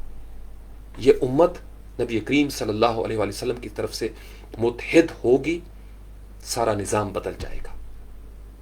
جو قومیں، جو افراد، جو نوجوان اپنی ذات میں بد نظمی کا شکار ہوتے ہیں، نظام انہیں اپنا شکار کر لیتا ہے۔ لکھ لیجئے موٹے موٹے مارکر کے ساتھ میرے یہ حروف، جب تک ہم اپنے اندر، اپنی ذات میں، داخلی دنیا میں بد نظمی کا شکار رہیں گے، خارجی دنیا کا نظام ہمیں شکار کرتا رہے گا، ہڑپ کرتا رہے گا۔ یہی کچھ ہو رہا ہے ہمارے ساتھ۔ ہماری ہوا اکھڑی ہوئی ہے، قرآن کہہ چکا ہے تمہاری ہوا اکھڑ جائے گی۔ جب ہوا اکھڑتی ہے تو پتہ ہے کیا ہوتا ہے؟ پتے جو ہے نا، ادھر سے جھونکا آتا ہے ادھر چلے جاتے ہیں، ادھر سے جھونکا آتا ہے ادھر چلے جاتے ہیں، پھر رہ جاتی ہے صرف جذباتیت۔ جذبات جو ہے نا، جب جذباتیت کی طرف جاتے ہیں نا تو افراد و تفرید کا شکار ہو جاتے ہیں، پھر جو ریوڑ سے کٹتا ہے اسے شکار کر لیا جاتا ہے۔ اور یہ جو رائج نظام جو گورا دے کے گیا ہوا تھا، اس میں تو تھا ہی ڈیوائڈ اینڈ رول، کس نے بدلنا تھا؟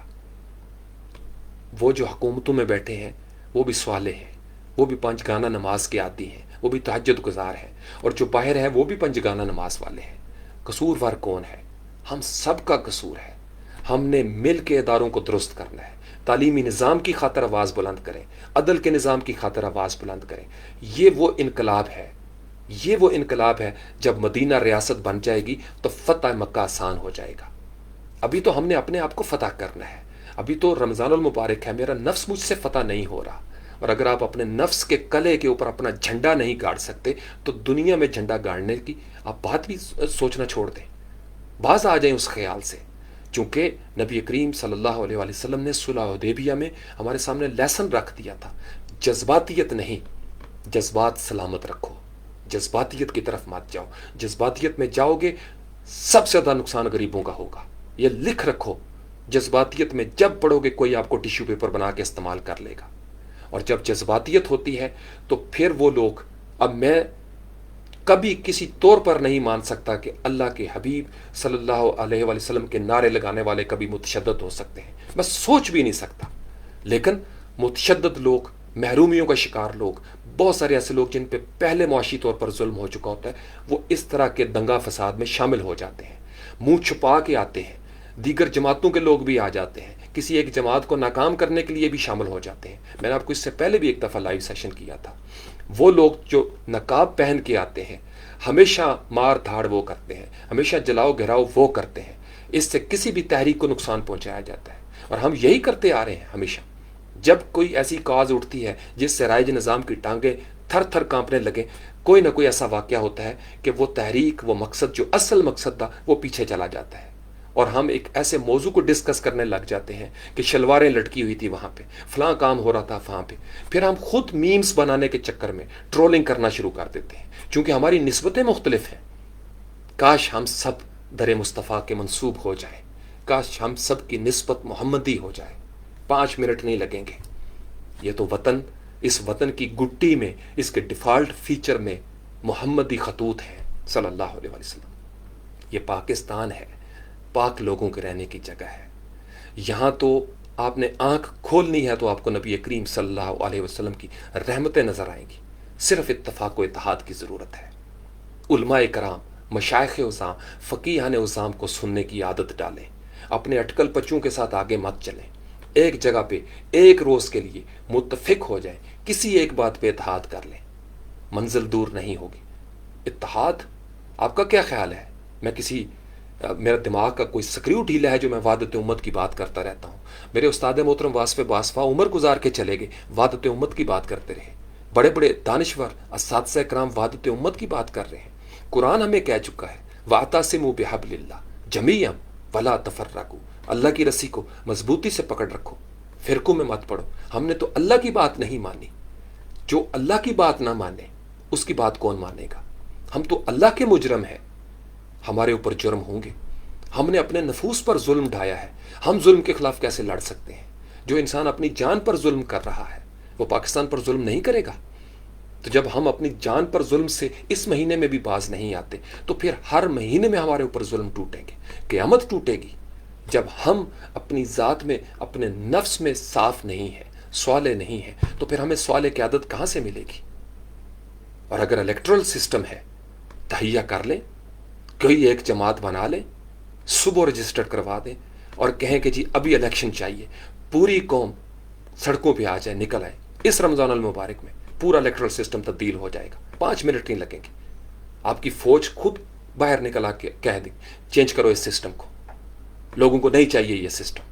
لیکن اس سے پہلے آپ کو تیار ہونا ہے اس ریبٹل کے لیے۔ کیا آپ تیار ہیں؟ تیاری کے لیے آپ کو وہ انڈیویجول سولز تیار کرنا پڑتی ہیں۔ ہمارے تو تعلیمی ادارے تیار نہیں ہیں، ہمارا تو کاروبار ہمارے اختیار میں نہیں رہا، اس قدر قرضے چڑھ گئے ہوئے ہیں، ہماری سڑکیں، ہماری فیکٹریوں پہ بھی وہی چند لوگ قابض آگے ہوئے ہیں۔ سب کو اتحاد کرنا پڑے گا۔ جب تک یونٹی نہیں ہوگی، یہ ٹکڑوں میں ہمارا مذاق دنیا یہی چاہتی ہے، انٹرنیشنل قومیں یہی چاہتی ہیں، عالمی برادری یہی چاہتی ہے کہ ہمارا یہی رویہ لوگوں کے سامنے جائے، اور خبر کے شوقین لوگ صرف وہ حصے دکھائیں گے جن حصوں میں تشدد ہوتا ہے. خبر کے شوقین لوگ وہ حصے نہیں دکھائیں گے جہاں پہ لوگ پھول لگا رہے ہیں, درخت لگا رہے ہیں, جہاں کوئی پولیس والا کسی مائی کو سڑک پار کروا رہا ہے. پولیس کے ساتھ بھی تو یہی ہوا ہے. اس کی امیج بلڈنگ کا بیڑا گر کیوں ہوا ہے؟ اس کا بھی صرف تشدد کا پہلو دکھایا گیا. ہر دوسرے کلپ کے اندر ہم دیکھ رہے ہیں کہ پولیس ڈنڈا مار رہی ہے, اور وہ کلپ انہوں نے ایک ایسا مائنڈ میک اپ بنا دیا ہوا ہے لوگوں کے اندر کہ جہاں جہاں پہ وہ ظلم و ستم کی کہانیاں لکھی گئی تھیں, ان کو اس طرح کے موقع پر وہ لوگ سامنے آتے ہیں اور اپنا ریونج نکالتے ہیں, وہ غصہ نکالتے ہیں. قصور کس کا ہے؟ نقصان کس کا ہوتا ہے؟ کبھی پولیس والے مر رہے ہیں, میرے ہی پولیس والے ہیں, میرے ہی وطن کے شہری ہیں, نبی کریم صلی اللہ علیہ وسلم کے امتی ہیں وہ بھی, جن کو یہودی کہا گیا. اور پھر جو مقابلے میں آ رہے ہیں وہ کہاں پہ ہیں؟ خوبصورت داڑیاں ہیں, پیارے پیارے چہرے ہیں, حفاظ کرام بھی ہیں, وہ کون ہے؟ اور یہ جو درمیان میں دنگا فساد کرنے والے تھے, یہ کس نے شامل کیے؟ کون تحقیق کرے گا ان کے بارے میں؟ کس نے شامل کیا ان کو وہاں پہ کہ جاؤ جا کے آگ بھڑک رہی ہے, پٹرول پھینکو؟ بہت ساری چیزیں ہیں, جب تک ہم سر جوڑ کے نہیں بیٹھیں گے ہمیں سوالوں کے جواب نہیں مل سکتے. میں اس لیے اس طرح کے معاملات میں خاموشی اختیار کر لیتا ہوں کہ this is what I can do. یہ سب سے بیسٹ سروسز ہیں جو نوجوان نسل دے سکتی ہے. میں نے آپ کو کب سے کہا ہوا ہے اپنی پروفائلوں کو صاف رکھ دیں, کیونکہ بعض اوقات آپ جس کو ایمان سمجھتے ہیں وہی بے ایمانی ہوتی ہے. بعض اوقات آپ جس کو خدمت سمجھتے ہیں وہی خدمت سے انکار ہوتا ہے.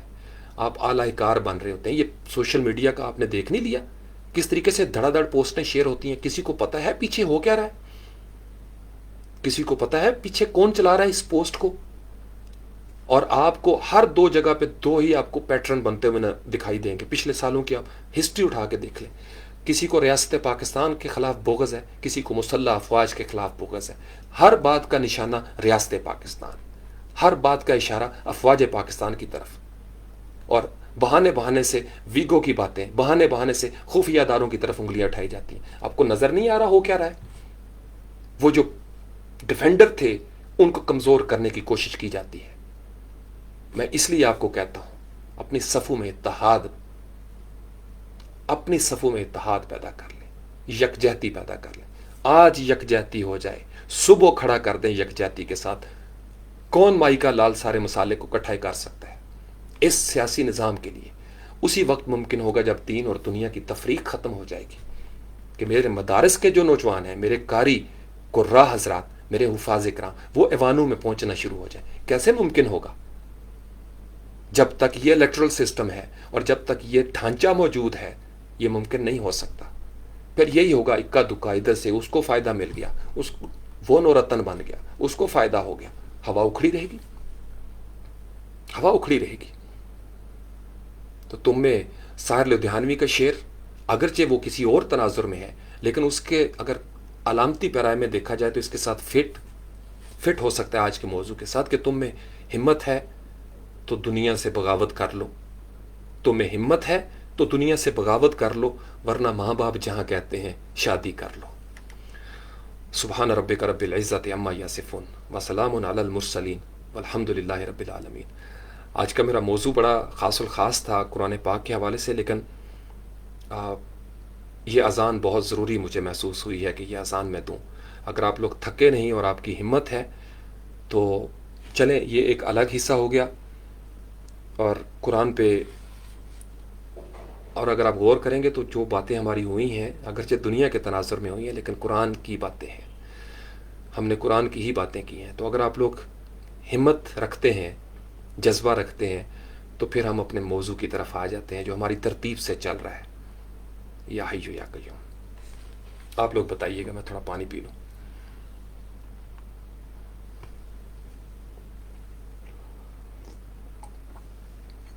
میری پرسنل پروفائل پہ اگر آپ ویڈیوز کے اوپر کلک کریں تو آپ کو سینکڑوں ویڈیوز لائیو سیشن کی مل جائیں گی. ان کو میں نے آپ کو کہا تھا ڈاؤن لوڈ کر لیا کریں, کوئی پتہ نہیں ہوتا, فیس بک کسی وقت بند ہو جائے, کچھ بھی ہو جائے, اپنے پاس ڈاؤن لوڈ کر کے رکھ لیں. چونکہ اگر 1.5 گھنٹے کا لائیو سیشن ہے تو اس میں ہو سکتا ہے 5 مختلف موضوعات آئے ہوں. چھوٹے چھوٹے کلپس آپ کے کام آئیں گے, کبھی کسی دور میں آپ یاد کریں گے. بہت سارے پیغامات ہوتے ہیں, بہت سارے اشارے ہوتے ہیں, سمبولک انداز میں بھی میں کر دیتا ہوں. تو وہ چھوٹے چھوٹے حصے جو ہے نا وہ آپ اپنے پاس ڈاؤن لوڈ کر لیا کریں اور پھر اس کو اس طریقے سے، بے شک اپنی پروفائلوں سے میں نے آپ کو اجازت دی ہوئی ہے. مدیہ کے پاس تو خیر سارے رائٹس موجود ہیں، اس نے بڑی محنت سے ایک یوٹیوب پہ بھی لگایا ہوا ہے. اصل مقصد یہ ہے کہ آپ سب سے پہلے خود سمجھیں. مجھے اس چیز سے کوئی سروکار نہیں ہے کہ یہ کہاں وائرل ہوتی ہے یا نہیں ہوتی. آپ سمجھیں. یہ جو چاند نوجوان ہے، یہ ذہن یہ تیار ہو جائیں، یہ تیار ہو جائے. میں نے اس لیے کبھی اس چیز کے بارے میں غور و فکر نہیں کیا. یہ اللہ کا کام ہے. ہمارا اس وقت صرف کام ہے فذکرونی، باقی سارا کام اللہ کا ہے. ہم اپنی باری میں فذکرونی کریں گے، اور میں کوشش کرتا رہتا ہوں کہ میری طرف سے ہمیشہ امن کو تحریک ملے، فساد کو فروغ نہ ملے. میں اس لیے ہر اس پہلو پہ خاموشی اختیار کر لیتا ہوں جہاں میرے پاس کوئی ایسا کلو نہیں ہوتا، چونکہ مجھے پتہ ہے اس وطن کے اندر بہت سارے کھیل کھیلے جاتے ہیں. مجھے پتہ ہے یہاں پہ جو کچھ دکھایا جاتا ہے وہ ہوتا نہیں، اور جو ہوتا ہے وہ دکھایا نہیں جاتا. اور ایسا کب نہیں ہوا؟ ایسا ہر دور میں ہمارے ساتھ ہوا. ہمارے جذبات کے ساتھ کھیلا گیا، ہمیں ٹیشو پیپر بنایا گیا، ہمیں دھوکے دیے گئے، ہمیں ٹرک کی بتیوں کے پیچھے لگایا گیا. یہ نظام جو رائج نظام ہے یہ بہت عیار ہو چکا ہے. اس نے ہمیں ٹکڑے ٹکڑے کر دیا ہوا ہے. اس نے ڈھانچے ہی ایسے بنا دیے ہوئے ہیں کہ کوئی سالے قیادت ابھر کے سامنے آ ہی نہیں سکتی، اور یہ سب کو معلوم ہے. لیکن جو نہیں بدلنا چاہتے ان کے مفادات اس کے ساتھ جڑے ہوئے ہیں. وہ کیوں نہیں بدلنا چاہتے؟ ہم سب کے پاس جواب موجود ہے. اگر ہم اتفاق کر لیں، ہر مسلک والا، ہر جماعت والا، اقلیتیں بھی ساتھ شامل ہو جائیں، 5 منٹ نہیں لگیں گے، نظام بدل جائے گا. اور یہ خواب ہے، حسین خواب. میں روز دیکھتا ہوں، روز سو بھی جاتا ہوں. ہر دانشور یہ خواب دیکھتے دیکھتے دنیا سے چلا گیا ہے. یہ آسان نہیں ہے انسان کے نفس کو اس طریقے سے بدلنا. 1,24,000 پیغمبر آئے ہیں. یہ کتے کی دم، یہ دنیا، یہ وہیں کی وہیں ہے. تو ہمارے پاس صرف چوائسز کا اختیار ہے.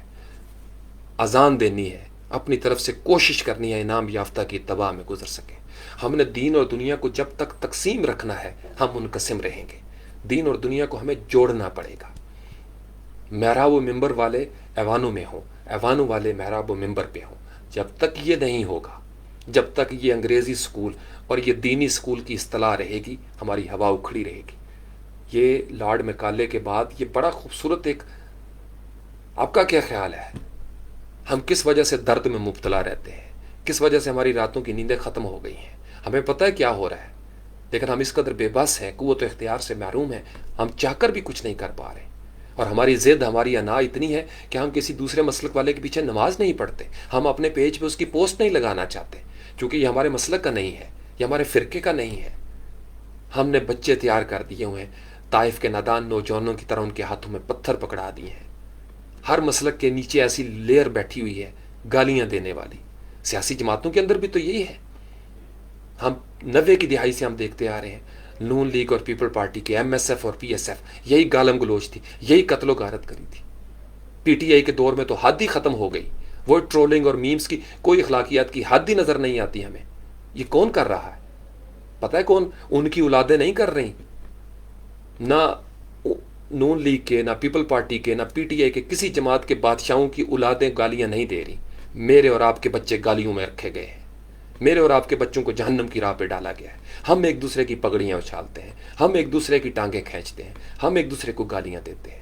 وہ تو نہیں دیتے، وہ تو پاک صاف زندگیاں گزارتے ہیں، سکون کے ساتھ سوتے ہیں. ہم ناراض رہتے ہیں ایک دوسرے کے ساتھ. یہ تو ہماری آکڑ ہے، یہ تو ہماری ایگو پرابلم ہے. اور ہم بات کرتے ہیں نبی کریم صلی اللہ علیہ وسلم کی شان میں فلاں نے گستاخی کر دی، فلاں نے کر دی. امت مسلمہ کا ٹوٹ جانا فرما برداری ہے، یہ گستاخی ہے.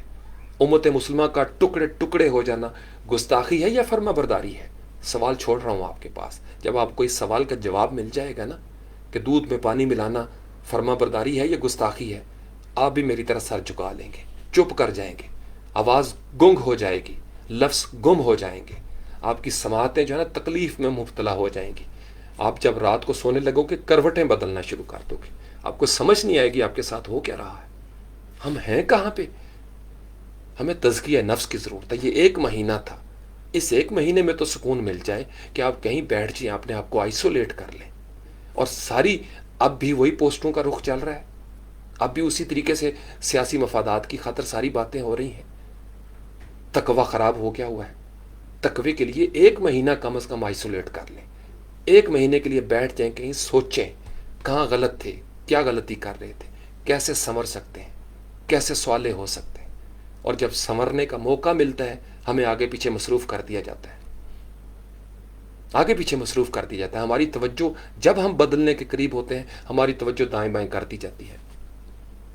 تو میں اس لیے نوجوان طلبہ و طالبات کو جو مجھ سے نسبت رکھتے ہیں، میں ہمیشہ کہتا ہوں میں تو صرف ریاست کو دیکھتا ہوں، میں ریاست کے معتبر اداروں کو دیکھتا ہوں. میرا ان کے اوپر یقین ہے، میرا ان کے اوپر یقین ہے، کیونکہ اگر وہ بک گئے خدا نخواستہ تو ہم تو مارے جائیں گے، ہم تو پھر غلام کر لیے جائیں گے. تو میرا ایمان ہے ان کے اوپر، یہ ایمان، میرا شناختی کارڈ، یہ سب چیزوں کا آپس میں تعلق ہے.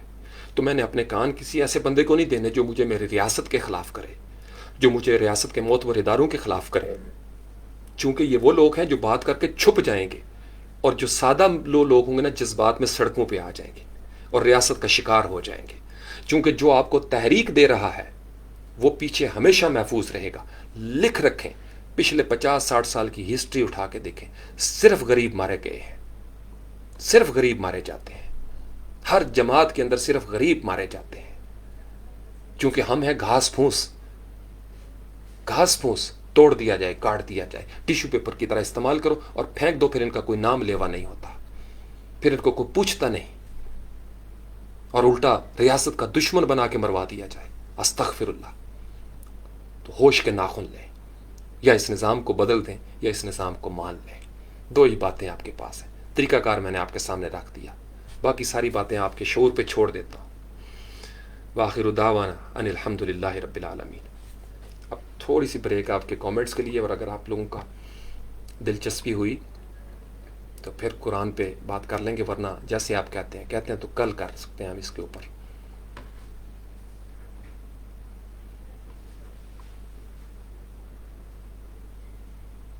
یا حی یا قیوم.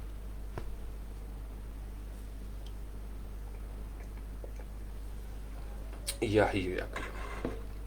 کیونکہ 1 گھنٹے سے اوپر کا ٹائم ہو گیا ہے. میرا موضوع آج کا بہت، اور لکیلی یہ جو انٹرو ہو گیا ہے، لمبی تمہید 1 گھنٹے کی ہو گئی ہے، اسی سے ہی لفظ جو ہے نا وہ جڑتا ہے. آج اویس محمد نے کوئی سوال بھی کیا تھا مدیہ کی ایک پوسٹ کے نیچے کریا کے حوالے سے کہ سر یہ کریا کیا ہے؟ قرا. تو یہ جو کریا ہوتا ہے نا بستی ہوتی ہے، کریا جو ہوتا ہے نا وہ بستی ہوتی ہے، اصحاب الکریا. تو کچھ روایات میں ان کو الگ سے قوم بھی کہا گیا ہے، لیکن کریا ایک جگہ کو کہتے ہیں. جیسے کوئی قبیلہ آباد ہو جاتا ہے، کوئی بستی بن جاتی ہے، بستی آباد ہو جاتی ہے. پاکستان بھی تو ایک بستی ہے نا، ایک کریا ہے. تو یہ پاکستان ایک قوم ہے. آپ کو پتہ ہے قوم کتنا عظیم لفظ ہے؟ چلو تھوڑا سا میں آپ کو بتا دیتا ہوں تاکہ آپ کا رمضان المبارک کے اندر قرآن کے ساتھ وہ نشہ پورا ہو جائے.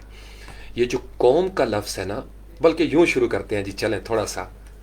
سبحان ربک رب العزت عما یصفون وسلام علی المرسلین والحمد للہ رب العالمین. سورۃ فاتحہ سے شروع کرتے ہیں. الحمد للہ رب العالمین الرحمن الرحیم مالک یوم الدین ایاک نعبد و ایاک نستعین. یہاں تک ساری کیفیت تعریف کی ہے، اللہ رب العالمین کی تعریف ہے جو قیامت کے دن کا مالک ہے، رحمان ہے، رحیم ہے. ہم اسی کی عبادت کرتے ہیں، اسی سے استعانت یا مدد طلب کرتے ہیں. ہمارے پہلے 2 لائیو سیشن اس حوالے سے تھے، نشانیوں پہ غور کرنا، اللہ کی تعریفیں کرنی. رمضان المبارک میں آبزرویشن ہماری بڑھ جانی چاہیے، ہم غور و فکر کریں اپنے بارے میں، کائنات کے بارے میں. یہ ہمارے پہلے 2-3 لائیو سیشن اس کے بارے میں تھے. ہم نے ایاک نعبد و ایاک نستعین تک بات کر لی. اب اس سے پہلے والے سیشن میں ہم نے سسٹم کی بات کی تھی، اور اس میں ہم نے قصص الانبیاء کا حوالہ دیا تھا کہ کس طریقے سے ہر دور کے پیغمبر نے ایک ہی نظام بنایا، لا الہ الا اللہ، اور زمین کے اوپر وہی حالات پیدا کرنے کی کوشش کی. جن لوگوں نے مان لیا وہ پیچھے چل پڑے، اور جن لوگوں نے کفر کیا وہ مارے گئے. 2 ہی گروہ بنتے ہوئے چلے آ رہے ہیں. اور اس سے اگلی آیت آج ہم اس میں ایکچولی میرا دل ہے کہ میں اس پہ بات کروں. اہدنا الصراط المستقیم، اے اللہ ہمیں ہدایت دے صراط مستقیم کی. تو میں ایز اے اسٹوڈنٹ، یہ میری ڈائری کے نوٹس ہیں جو میں آپ کے ساتھ شیئر کر رہا ہوں. جب میں نے صراط مستقیم کی ہدایت کے بارے میں یہ پڑھا تو میرے دل میں یہ تجسس پیدا ہوا، اور آپ کے دل میں بھی ہوا ہوگا، اور ہو سکتا ہے ابھی آج کے بعد پیدا ہونا شروع ہو جائے کہ صراط مستقیم کیا ہے. تو پھر میں نے آپ کو ایک دفعہ پہلے بھی بتایا تھا، میں سب سے پہلے لفظ کو سمجھتا ہوں.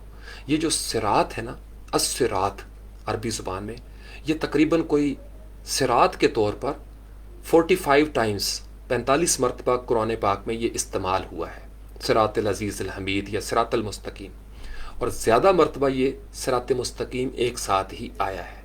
صراط کا جو روٹ ہے نا عربی زبان میں، ٹرائلیٹرل آپ کو پتہ ہے کہ 3 حروف سے وہ ایک روٹ بنتی ہے، وہ ہے صاد را رے یا توا یا توئیں جس کو کہتے ہیں۔ تو یہ جو سرت ہے صاد رے اور تے، یہ اس کا مادہ ہے، اس کی روٹ ہے، اور اس کو ہر جگہ پہ قرآن میں رستے کے لیے ہی استعمال کیا گیا ہے۔ بیسیکلی یہ رستہ ہے، صراط ایک پاتھ ہے، یہ آپ کا پاتھ ہے۔ اور یہ جو لفظ تھا نا المستقیم، مجھے بڑا زور لگا اس کے اوپر کہ میں اس کا روٹ ورڈ تلاش کروں۔ یہ بہت خوبصورت لفظ ہے المستقیم۔ لفظ کے بارے میں نے یہاں پہ کچھ نوٹس بھی لیے ہوئے ہیں، میں آپ کو تھوڑی دیر کے بعد وہ بتاتا ہوں۔ سادہ سا آپ ذہن میں رکھیے کہ المستقیم کا آپ کو پتہ روٹ کیا ہے، یہ آپ کی دلچسپی کے لیے ہوگا۔ قاف، واو اور میم، لفظ المستقیم ہے، لیکن اس کا مادہ پتہ ہے کیا ہے، اس کا روٹ، اس کی جڑ کیا ہے، قاف، واو اور میم۔ اب آپ سوچئے قوم کے اندر قاف، واو اور میم ہی ہوتا ہے، قوم، اور قوم کے طور پر بھی قرآن کے اندر لفظ آیا ہے، قوم کا بھی، قیم کا بھی لفظ آیا ہے، قیامہ کا بھی لفظ آیا ہے، اسی سے لفظ قائم نکلا ہے، قائم، قیامہ اسی سے نکلا ہے۔ یہ جو مستقیم ہے، استحکام جو ہے، یہ جو استحکام ہے جس کو سیدھا رستہ کہا گیا، بیسیکلی یہ ایک سمت ہوتی ہے، یہ ون آئیڈیالوجی کی بات ہو رہی ہے، یہ ایک پیٹرن ہوتا ہے، ایک اسلوب ہوتا ہے، ایک شناخت ہوتی ہے، ایک ہی سب کا نبی، دین بھی، ایمان بھی ایک، کیا بڑی بات تھی ہوتے جو مسلمان بھی ایک۔ اس مستقیم کو یہ نوٹ کر لے اگر آپ کے پاس کاپی پینسل ہے، تقریباً 33 مرتبہ قرآن پاک میں کا ما کا لفظ ہے، کاف الف کا اور میم کے اوپر زبر، فتح مفتوح ہے یہ میم، کاما۔ تقریباً 54 ٹائمز یہ بطور اس میں فعل استعمال ہوا ہے، اقامہ، پہلے کاما اب اقامہ، الف بھی اس میں لگ گیا۔ 10 مرتبہ یہ تقریباً استقامو کے طور پر استعمال ہوا ہے، یہ بھی ورب ہے، اس میں فعل ہے۔ 4 مرتبہ یہ اقوام، قوم کی طرح کا، صرف شروع میں الف ہے، اور اقوام۔ 1 دفعہ یہ قوام کے طور پر استعمال ہوا ہے پورے قرآن پاک میں، قوام۔ 3 مرتبہ یہ قوامین کے طور پر استعمال ہوا ہے، 3 مرتبہ قوامین، اور یہ سارا کچھ مستقیم کی اس ریفرنس میں آپ کے ساتھ ڈسکس کر رہا ہوں۔ سب سے زیادہ مرتبہ پتہ ہے قرآن پاک میں یہ کس طریقے سے استعمال ہوا ہے، یہ آپ کی دلچسپی کے لیے، اور اسی کے پہلا حصہ ہمارا اسی کے اوپر چلا گیا قدرتی طور پر 1 گھنٹہ۔ 383 مرتبہ، 383 times this word has been used in Quran as قوم، کاف، واو، میم، قوم کا لفظ 383 مرتبہ، جس کا تعلق جو کہ روٹ ہے مستقیم کا، استقامت کا، جس کو استقامت کہا جاتا ہے۔ میں نے آپ کو ایک دفعہ پہلے بھی بتایا، بلکہ کئی دفعہ بتایا، صوفی برکت لدھیانوی رحمۃ اللہ تعالیٰ علیہ، ان کا قول ہے استقامت ہی کرامت ہے۔ جب انسان کی سمت ایک ہو جاتی ہے، نظریہ ایک ہو جاتا ہے، انسان فوکس کر لیتا ہے، انسان خشوع و خضوع کی طرف چلا جاتا ہے، سوچ لیتا ہے یہ میرا راستہ ہے، میں نے اس کے پیچھے چلنا ہے۔ جب آپ کسی کو مان لیتے ہیں، تسلیم کر لیتے ہیں، آپ کے اندر وہ پوٹینشیل کھڑا ہو جاتا ہے، وہ انرجی پیدا ہو جاتی ہے یک سمت ہونے کی۔ اسی کو کہتے ہیں کنسنٹریشن، جس کے اوپر انگریزی میں کتابیں لکھی ہوئی ہیں، کنسنٹریشن۔ سارے موٹیویشنل سپیکر اسی فوکس کے اوپر بات کر رہے ہوتے ہیں کہ آپ اپنی لائف میں فوکس کر لیں، اپنے نصب العین پہ فوکس کر لیں۔ یہ فوکس ہی مستقیم ہے، یہ فوکس ہو جانا ہی استقامت ہے، کہ جب تک کوئی کام ہم مستقل مزاجی سے نہیں کرتے، استقلال کے ساتھ نہیں کرتے، چونکہ آج آپ نے کر لیا، اگر کل نہ کیا تو نتائج وہ نہیں نکلیں گے۔ جو میں آپ کو اکثر کہتا ہوں، ہمیں جذبات میں رکھا جاتا ہے، ایک لمحے میں ہمارے سامنے ایک حقیقت آتی ہے اور پھر ہم اس کو بھول جاتے ہیں، ایک خبر آتی ہے اور پھر ہم اس کو بھول جاتے ہیں، ایک واقعہ ہوتا ہے اور پھر ہم اس کو بھول جاتے ہیں۔ ہم مستقیم نہیں ہیں، ہمارے پاس استقامت نہیں ہے۔ ہم آج یہ تہیہ کر لیں کہ ہم نے استقامت کے ساتھ اس نظام کو تبدیل کرنا ہے، یہ نظام ہمارا تبدیل ہو جائے گا۔ لیکن ہم مستقیم نہیں ہیں۔ مستقیم کون ہوگا؟ جس کی ایک سمت ہوگی، ایک ہی سب کا نبی، دین بھی، ایمان بھی ایک. کیا بڑی بات تھی ہوتے جو مسلمان بھی ایک. ہم ایک نہیں ہو رہے، اور جب ہم ایک نہیں ہو رہے تو ہم نیک نہیں ہو رہے. ہمارا ایک ہو جانا ہی ہمارا نیک ہو جانے کی ضمانت ہے، اور ہماری اصل نیکی وہ ہوگی کہ ہم ایک ہو جائیں. جب تک ہم ایک اللہ، ایک نبی، ایک قرآن کے تحت ایک قوم نہیں بن جاتے، کاف واو میم ہماری ایک سمت نہیں ہو جاتی، ہمارے اندر استقامت نہیں آئے گی. اور جب تک ہماری استقامت نہیں آئے گی، ہم دعا تو یہی کرتے ہیں نا. یہ چھوٹی دعا نہیں ہے، یہ بہت بڑی دعا ہے. اہدنا الصراط المستقیم، یا اللہ مجھے سیدھے راستے کی، یعنی مجھے فوکس کر دے اس راستے پر، مجھے استقامت عطا فرما دے اس راستے پر. کون سا راستہ؟ صراط الذین انعمت علیہم. بالکل لاڈ سے بتا رہا ہوں، ان لوگوں کا راستہ کہ جب وہ اس راہ پر چلتے ہیں فوکس کر کے، فلی کنسنٹریٹ کر کے، تو سکسیسفل ہو جاتے ہیں. زندگی کے ہر شعبہ میں کامیاب ہونے والے لوگوں کی زندگیوں کے اوپر غور کریں. ان کے اندر ڈسپلن تھا، ان کے اندر استقامت تھی، وہ ڈٹ گئے کہ میں نے کر کے چھوڑنا ہے. ضد تھی ان کے اندر، جنون تھا ان کے اندر. یہ نہیں کہ آج آپ کو ایک بڑا جوشیلا خیال آیا اور صبح تک آپ پنکچر ہو گئے. آپ کو ایک ہفتہ آپ نے کیا اور اس کے بعد 3 ہفتے آپ نے محنت چھوڑ دی اور پھر رونا شروع کر دیا کہ میرے تو نتائج نہیں نکلے. نتیجہ اسی وقت نکلتا ہے. بڑی اسٹرگل، بڑی جد و جہد کرنی پڑتی ہے، بڑے مجاہدے کرنے پڑتے ہیں، تب جا کے نتیجہ نکلتا ہے. والذین جاہدوا، کل بھی بتایا تھا، فینا لنہدینہم سبلنا. جس کو نتائج چاہیے اسے استقامت چاہیے ہوگی. جب تک استقامت نہیں ہوگی قوم کے پاس، نتیجہ برآمد نہیں ہوگا. قوم یک سمت ہوتی ہے، قوم کا ایک ڈائریکشن ہونا چاہیے، ایک رخ ہونا چاہیے. ہم سب کی نماز خانہ کعبہ کی طرف کیوں ہوتی ہے؟ ہم ایک قوم ہے، مسلم قوم. جب ہم مسلمان قوم بنتے ہیں، ہم سب کی ڈائریکشن خانہ کعبہ کی طرف. کل کو قوم کا ایک سیگمنٹ اٹھے اور وہ پیٹھ پھیر لے خانہ کعبہ کی طرف اور کہے میں نے کسی اور طرف نماز ادا کرنی ہے، تو قوم ختم ہو جاتی ہے. یعنی قوم کا وہ سیکشن قوم کا حصہ نہیں رہتا. پاکستان ایک قوم ہے، پاکستان کی قوم کا ایک آئین ہے، پاکستان ایک ریاست رکھتا ہے، پاکستان کے کچھ ادارے ہیں. تو ہم سب نے ان کی طرف رخ کرنا ہے. اگر کوئی ایسا سیگمنٹ درمیان میں پاکستان سے منہ میں پھیر لیتا ہے، پیٹھ دکھا دیتا ہے، تو وہ پاکستانی قوم کا حصہ نہیں ہوگا. تو ہمیں یہ طے کرنا ہے کہ پاکستانی قوم کی سمت کیا ہونی چاہیے، ہماری ڈائریکشن کیا ہونی چاہیے، ہماری ڈیسٹینیشن کیا ہونی چاہیے. پھر ہمیں سمجھ آئے گی اہدنا الصراط المستقیم کی. اسی طریقے سے 70 مرتبہ یہ قیامہ کے طور پر استعمال ہوا ہے. ایک مرتبہ یہ قیام جس کو کاف یہ اور میم اور زبر ہے اس کے اوپر، یہ کے اوپر 5 مرتبہ یہ اس میں صفت ہے، یعنی صفات کے طور پر. قیم شد ہے اس کے اوپر، متشدد ہے یہ قیم، اور کسرہ ہے، زیر ہے نیچے. ٹوائس یعنی 2 دفعہ یہ قیمہ کے طور پر استعمال ہوا ہے. اور ایک اور بڑا خوبصورت یا حی یا قیوم جیسے ہم پڑھتے ہیں، 3 مرتبہ قیوم کے طور پر بھی آیا ہے. اور یہ جو اللہ کریم کے اسماء حسنہ ہے نا، یا حی یا قیوم، اس قیوم کے اندر بھی یہی ڈائریکشن ہے. قائم ہو جانے کے اندر بھی ڈائریکشن ہے، قیامت کی بھی ایک ڈائریکشن ہے، اس لیے اس کے اندر بھی یہی مادہ آ جاتا ہے قیامہ، اس کے اندر بھی یہی ہے. یہ بڑا خوبصورت، یعنی میں اس طریقے سے ڈائری لے کے بیٹھتا تھا، اس طریقے سے مجھے شوق ہوتا تھا کہ میں چیزوں کو غور سے دیکھوں، اور پھر دونوں کو میں نے ملا کے سمجھنے کی کوشش کی. صراط مستقیم ایک ایسا راستہ جس کی سمت ایک ہے، جس کا نظریہ ایک ہے. اس نظر کو اگر نظریات مختلف مل جائے نا، میں ابھی کیمرے میں دیکھ رہا ہوں، میں آپ کو دیکھ رہا ہوں، اگر میری رائٹ یہ جو دائیں آنکھ ہے یہ ادھر دیکھنا چاہے اور میری بائیں آنکھ کہیں اور دیکھنا چاہے تو میں فوکس نہیں کر پاؤں گا. آپ نے وہ میگنیفائنگ گلاس کے ساتھ تجربہ کیا ہوگا بچپن میں. جب تک آپ اس کو فوکس نہیں کرتے، عام سی مثال ہے، کلیشے بن چکی ہے، پیپر نہیں جلتا تھا. تو ہمیں سورج کے سامنے اس طریقے سے رکھنا پڑتا ہے. قوم کو نبی کریم صلی اللہ علیہ وآلہ وسلم کے ساتھ جڑنا پڑے گا.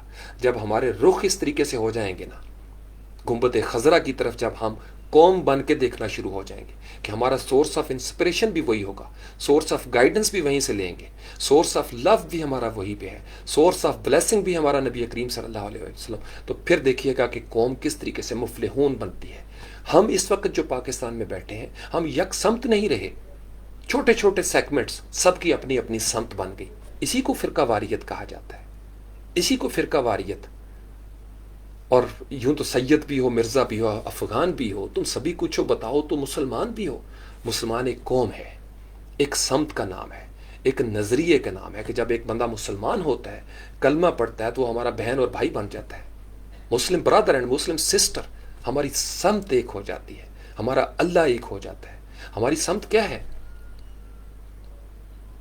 کیا زمانے میں پنپنے کی یہی باتیں ہیں؟ فرقہ بندی ہے کہیں اور کہیں ذاتیں ہیں، کہیں ذات پات کے جھگڑے ہیں، کہیں فرقوں کے جھگڑے ہیں۔ کیا یہ طریقہ کار ہوتا ہے قوم کا؟ قوم ایسی نہیں ہوتی، قوم یک سمت ہوتی ہے۔ پھر ایک کشتی میں آپ بیٹھ جائیں، ایک کشتی میں بیٹھ جائیں، پھر ایک کشتی میں بیٹھ کے آپ آپس کے ساتھ جتنے اختلافی معاملات ہیں وہ طے کر سکتے ہیں۔ کشتی میں بیٹھے ہوئے مسافروں کا بھی اختلاف ہو سکتا ہے، لیکن ان کی سمت ایک ہے، انہوں نے جاننا ایک طرف ہے۔ ہم سب نبی کریم صلی اللہ علیہ وآلہ وسلم کے مسلمان ہیں، ہمارا ایمان ہے ان کے اوپر، یہ ہماری مشترکہ سمت ہے۔ تو قرآن نے کیا کہا تھا کہ جو تمہاری آپس میں، حالانکہ وہ بات نصرانی اور یہودیوں کے لیے کی گئی تھی، کہ جو تمہاری مشترکہ چیزیں ہیں ان کے اوپر اتفاق کر لیتے ہیں تاکہ سمت ایک ہو جائے۔ جب ریاست بنتی ہے نا، تو ریاست میں ہمارے پاس ہندو بھی ہیں، عیسائی بھی ہیں، سکھ بھی ہیں، ان سب کی سمت وہی ہے جو پاکستان کی سمت ہے۔ نیشنل سٹیٹ کے طور پر ہندو بھی اسی سمت میں دیکھے گا جس سمت میں پاکستان دیکھتا ہے، چونکہ ریاستی وجود، قوم کا وجود اس جدید نظام کے اندر اسی سمت کا تقاضا کرتا ہے۔ اگر کوئی ہندو یا عیسائی یا سکھ پاکستان کی سمت سے ہٹ کے سوچے گا تو وہ پاکستانی قوم کا حصہ نہیں رہے گا، اس کو دشمن کنسیڈر کیا جائے گا، باغی کنسیڈر کیا جائے گا۔ سیم یہی قانون پرنسپل امت مسلمہ پہ آتا ہے۔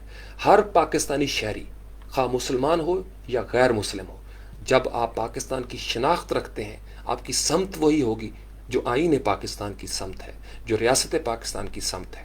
اللہ کریم مجھے اور آپ کو وہ استقامت دیں تاکہ ہم صراط مستقیم کو سمجھ سکیں۔ اور اگر آپ کو لگتا ہے کہ پاکستان کی سمت غلط ہے، پاکستان غلط راہ پہ چل رہا ہے، تو ان ڈرائیوروں کو بدل دیں، گاڑی کے اس سٹرکچر کو بدل دیں اور اس کو اس راہ پر ڈال دیں۔ لیکن اس کو ڈالنے کے لیے اب سب کو یک سمت ہونا پڑے گا، ورنہ ہو پتہ کیا رہا ہے؟ ایک طبقہ اٹھے گا، وہ کہے گا کہ نہیں، گاڑی کا یہاں پہ رخ بننا چاہیے، دوسرا اٹھے گا نہیں، تو نتیجہ کیا نکلے گا؟ آپ خود کیلکولیٹ کر لیں، ایک ٹائر اس کے پاس، ایک ٹائر اس کے پاس، ایک ٹائر اس کے پاس، ایک ٹائر اس کے پاس، اور جو گاڑی کا باڈی ہوگا، سٹرکچر ہوگا، اس کو پھیتی پھیتی کر دیا جائے گا۔ چھینا جھپٹی میں یہی ہوتا ہے، ایک درمیان میں بندہ کھڑا ہو ہاشم، اور ایک طرف بلال ہو، اور ایک طرف میں کھڑا ہو جاؤں اور میں کہوں ہاشم میرا ہے، بلال کہ نہیں ہاشم میرا ہے سر، میں نے آپ کو نہیں دینا، میں نے کہا نہیں ہاشم میرا چیتا ہے، یہ میرا اسپارٹن ہے، اور ہم دونوں ایک دوسرے کو کھینچنا شروع کر دیں ہاشم کو، تو ہاشم بیچارے نے جو عید کے لیے نئی شرٹ لی ہوگی وہ پھٹ جائے گی، اس کے بٹن ٹوٹ جائیں گے، وہ لیلا لیلا ہو جائے گی اس کی شرٹ، اس کی ٹائی بیچارے کی، اس کی ہر چیز ٹوٹ جائے گی، اور ہو سکتا ہے کہ زیادہ کھینچا تانی کے ساتھ اس کے مسل بھی پل ہو جائیں، بال اس کے کھینچے جائیں۔ یہی ہوا ہے، قوم جب ایک سمت میں نہیں رہتی اور جھگڑا شروع ہو جاتا ہے اور ہر بندہ یہ کہتا ہے کہ جو اس کے پاس ہے وہی حق ہے، تو پھر کھینچا تانی ہوگی، نقصان کس کا ہوگا؟ جب لڑائی جھگڑے سے ہم فارغ ہوتے ہیں، سمجھ میں آتی ہے کوئی تیسرا بندہ آیا وہ ہاشم کو اٹھا کے لے گیا۔ ہمارے ساتھ یہی ہوا ہے، ہم آپس میں لڑتے رہے اور کوئی اور آیا اور غالب آ گیا، ایسا ہوا ہے، ہر دور میں ایسا ہی ہوا ہے۔ تو اہدنا الصراط المستقیم، مستقیم جو ہے اس کے اوپر آپ بہت غور کریں۔ اسی طریقے سے پھر اقامت، یہ جو اقامت کیا ہوتی ہے؟ پیچھے اس امام دے، جیسے قائم مقام آپ نے لفظ سنا ہوا، مقام کیا ہوتا ہے؟ میں اس وقت کس مقام پر ہوں، آپ اس وقت کس مقام پر ہیں؟ جہاں پہ آپ ڈٹ جاتے ہیں، استقامت آ جاتی ہے۔ آپ جب اقامت کہتے ہیں، اقامت کے امام صاحب کی اتباع میں آپ کو اکثر کہتا ہوں کہ تنہائی کی نماز میں جتنا مرضی سجدہ لمبا کر لیں، چونکہ آپ کسی کی اتباع میں نہیں ہیں، اقامت نہیں ہے، لیکن جب آپ نے امام کے پیچھے اطاعت کر لی کہ پیچھے اس امام کے، تو پھر امام اگر چند سیکنڈ کا سجدہ کرتا ہے تو آپ کو اس کے ساتھ سجدے میں جانا ہے، اس کے ساتھ واپس اٹھنا ہے، اسی کے ساتھ رکوع و سجود ہوں گے، اسی کے ساتھ قیام ہوگا۔ قیام، وہ قیام جس میں ہم جب کھڑے ہوتے ہیں تو ہم کیا کہتے ہیں؟ ربنا لک الحمد۔ قیام آ گیا ان لڑائی میں جب وقت نماز، تو کیا ہوتا ہے؟ قبلہ رخ ہو جاتی ہے، ساری پوری قوم حجاز قبلہ رخ ہو جاتی ہے۔ ہم قبلہ رخ کیوں ہوتے ہیں؟ چونکہ ہماری قوم، ہماری سمت، ہماری ڈائریکشن وہی ہے۔ ہم جہاں پہ بھی کھڑے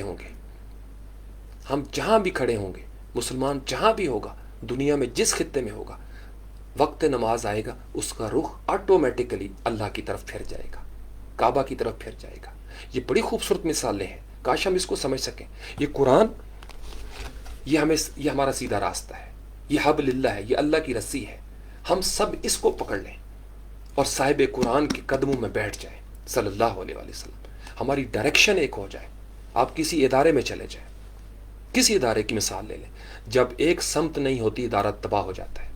ہمارے ساتھ انفارچونیٹلی یہی ہوا ہے. یہ لیگ پولنگ کیا ہے؟ یہ چینا جھپٹی ہے. یہ سفارش کیا ہے؟ یہ چینا جھپٹی ہے. یہ اقربہ پروری کیا ہے؟ یہ چینا جھپٹی ہے. یہ سفارش کا قانون, فون آ گیا فلاں کو بھرتی کر دیں, اور نوجوان جو میرٹ پہ جا سکتا تھا اس کو پیچھے کر دیا. یہ کیا ہو رہا ہے؟ سمت کا بیڑا گرک کر دیا ہے. ہماری سمت ایک نہیں رہی. ایک ادارہ تو بڑی چیز ہے. گھر کی یونٹ پہ بات کر لیں. اگر آپ کے اپنی فیملی کے اندر میاں بیوی جو کہ کروشل ایلیمنٹس ہوتے ہیں جن سے گھرانے کی بیس نکلتی ہے, اگر میاں اور بیوی کی آپس میں یک سمت نہ ہو جائے, سوچ ان کا نظریہ ایک نہ ہو, اولاد بگڑ جاتی ہے. ہمیشہ یہی ہوا ہے.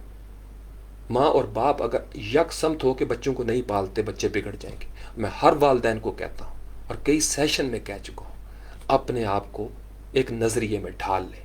جب ماں اور باپ, اس لیے قرآن نے کہا تھا کہ تم ایک دوسرے کا لباس ہو, تم ایک دوسرے کا لباس ہو, ایک دوسرے کا حرم ہو, ایک دوسرے کا احترام کرنا ہے.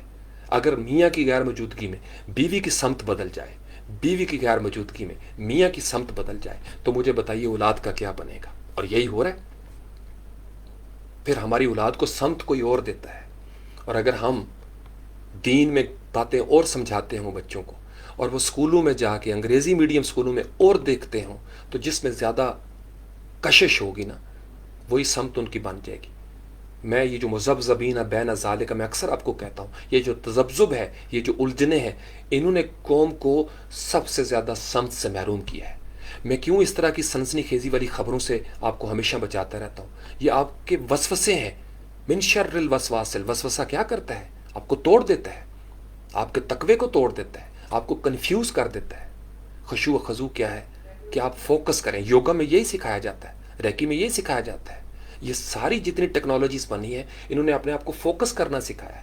دنیا کے ہر کامیاب انسان کی سٹوری پڑھیں, اس نے فوکس کرنے کا ہنر لے لیا تھا. ہر انسان اپنا جو بات کرتا ہے اس پہ ڈٹ جاتا ہے, ثبت اقدام نہ ہو جاتا ہے. یہ ثابت قدمی, یہ استقلال, یہ استقامت بہت ضروری ہے. کاش مجھے اور آپ کو اللہ کریم, واقعی ہماری دعائیں ہیں کہ اللہ کریم ہمیں وہ صراط مستقیم عطا فرما دے.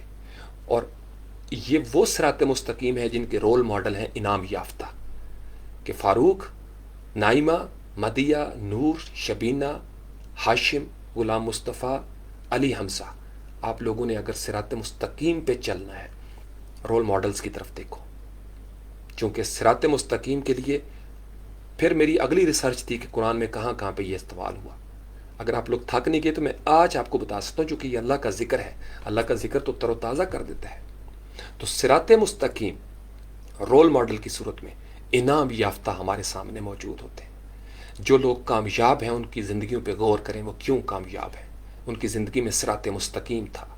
اور جب کامیابیاں آپ کو ایسی دکھائی دیں جو دنیا میں بھی کامیابی ہو اور آخرت میں بھی کامیابی ہو, نظر آ جاتا ہے. جب آپ اللہ کے نور سے چیزوں کو دیکھتے ہیں, آپ کو انعام یافتہ نظر آ جاتے ہیں. یہ سوال فضول ہو جاتا ہے کہ انعام یافتہ کون ہوتے ہیں. جس نے قرآن ترجمے سے پڑھ لیا اس کو سب سے پہلے اسی سوال کا جواب ملے گا, انعام یافتہ کہتے کس کو ہیں, سیدھے راستے پر کون ہوتا ہے. ابھی آپ کو بتانا شروع کر دوں, صراط مستقیم پر کون ہے, انعام یافتہ کون ہے, ان کی پہچان کیا ہے. آپ ابھی کہتے ہیں تو ابھی بتا دیں, تقریباً 29 کے قریب 29 ٹائمز صراط مستقیم کو صراط مستقیم کے طور پر قرآن پاک میں استعمال کیا گیا ہے. اور اس سوال کا جواب مل جائے گا. زیادہ لمبا چوڑا ہم نہیں اس پہ کرتے. پھر اس اگلے سیشن میں کچھ مزید باتیں کرنی ہیں جو بہت ضروری ہیں انشاءاللہ تعالی, اللہ کے حکم سے. تھک نہیں گئے تو مجھے بتا دیجئے. میں آپ کو ابھی میرے پاس کچھ نوٹس ہیں, میں آپ کو بتا دیتا ہوں, ساتھ ساتھ سمجھا بھی دوں گا اپنے انداز میں. قرآن انعام یافتہ کے صراط مستقیم کے بارے میں کیا کہتا ہے, وہ مجھے بتا دیجئے, نیچے لکھ دیجئے. میں آپ کے کامنٹس ابھی تھوڑا دیکھ لوں اور پانی بھی پی لوں, چونکہ میرا گلا جو ہے نا آج یا ہی یا کہو.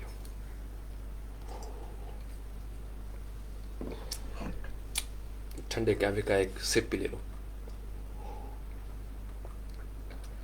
یا ہی یا کہو. آپ لوگ بھی کوئی کھجور وغیرہ میرے پاس ہیں، یہ میں نے پاس رکھی ہوئی ہے کھجوریں، جو افطاری میں بچ جاتی ہیں نا، میں پھر اپنے پاس رکھ لیتا ہوں. یا حی یا قیوم.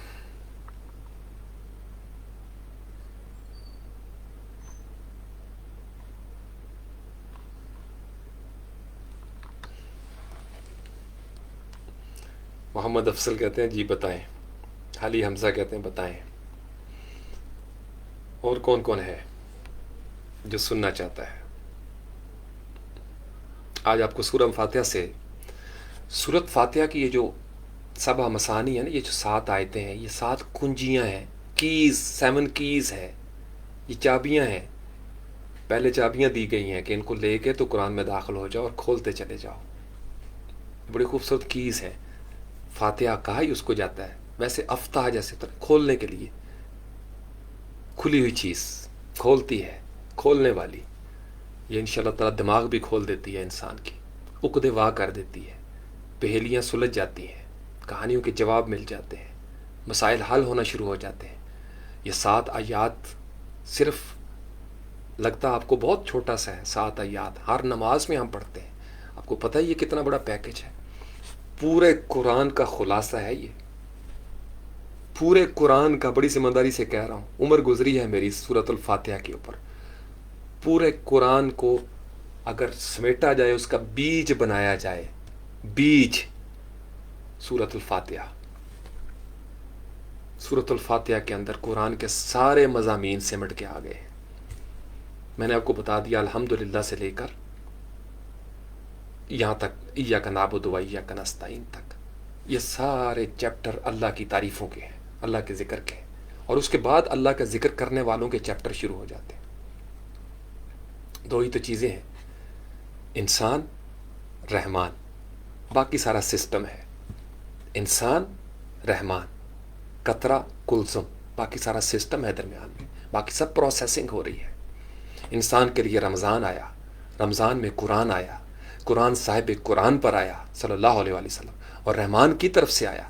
رحمان انسان کو اکیلا نہیں چھوڑتا، رحمان انسان کو اکیلا نہیں چھوڑتا. یہ سارا سورۃ الفاتحہ سے لے کے من الجنۃ والناس، سورۃ الفاتحہ میں آپ سسٹم کے اندر داخل ہونے لگے ہیں چابیاں دے کے، اور سورۃ والناس سے آپ باہر نکلیں گے پوری ٹریننگ لے کے. اور آپ کو آگاہی دے دی گئی کہ اس ٹریننگ کے بعد جب آپ سورۃ والناس سے باہر نکلو گے تو آپ کا واسطہ پڑے گا جنات سے اور انسانوں سے. اب آپ چونکہ ٹرینڈ ہو گئے ہیں، لہٰذا آپ جن، شریر جنات کو بھی سمجھ جائیں گے، انسان کی نفسیات کو بھی سمجھ جائیں گے. آپ کو پتہ چل جائے گا مغضوب کون ہے، گمراہ کون ہے، اور انعام یافتہ الناس کون سے ہے. سورۃ والناس باہر نکلتا ہے، آپ ایگزٹ کرتے ہو وہاں سے. یہاں پہ آپ کو ٹریننگ کا پورا مینول دے دیا گیا. اور وہی کہانی من الجنۃ والناس جو سب سے آخری آیت ہے کتابی شکل میں، وہی یہاں پہ آ کے سمٹ گئی ہے سورۃ الفاتحہ کے اندر. انعمت علیہم، جن اور انسان انعام یافتہ بھی ہوتے ہیں. انعمت علیہم غیر المغضوب، جن اور انسان مغضوب بھی ہوتے ہیں. ولدالین، جن اور انسان ولدالین بھی ہوتے ہیں. تو سورۃ الفاتحہ نچوڑ ہے، سمری ہے، خلاصہ ہے، ہر چیز. باقی تو مضمون کھولے گئے نا، جیسے آپ خبریں سنتے ہیں تو شروع میں شارٹ نیوز آپ کو دی جاتی ہیں، اور پھر خبریں تفصیل کے ساتھ بتائی جاتی ہیں، اور پھر آخر میں سمری بتا دی جاتی ہے. پریزنٹیشن ہوتا ہے تو آپ پریزنٹیشن میں بتاتے ہیں what you are going to tell to the people, then you start telling them, and then you tell them what you have just told.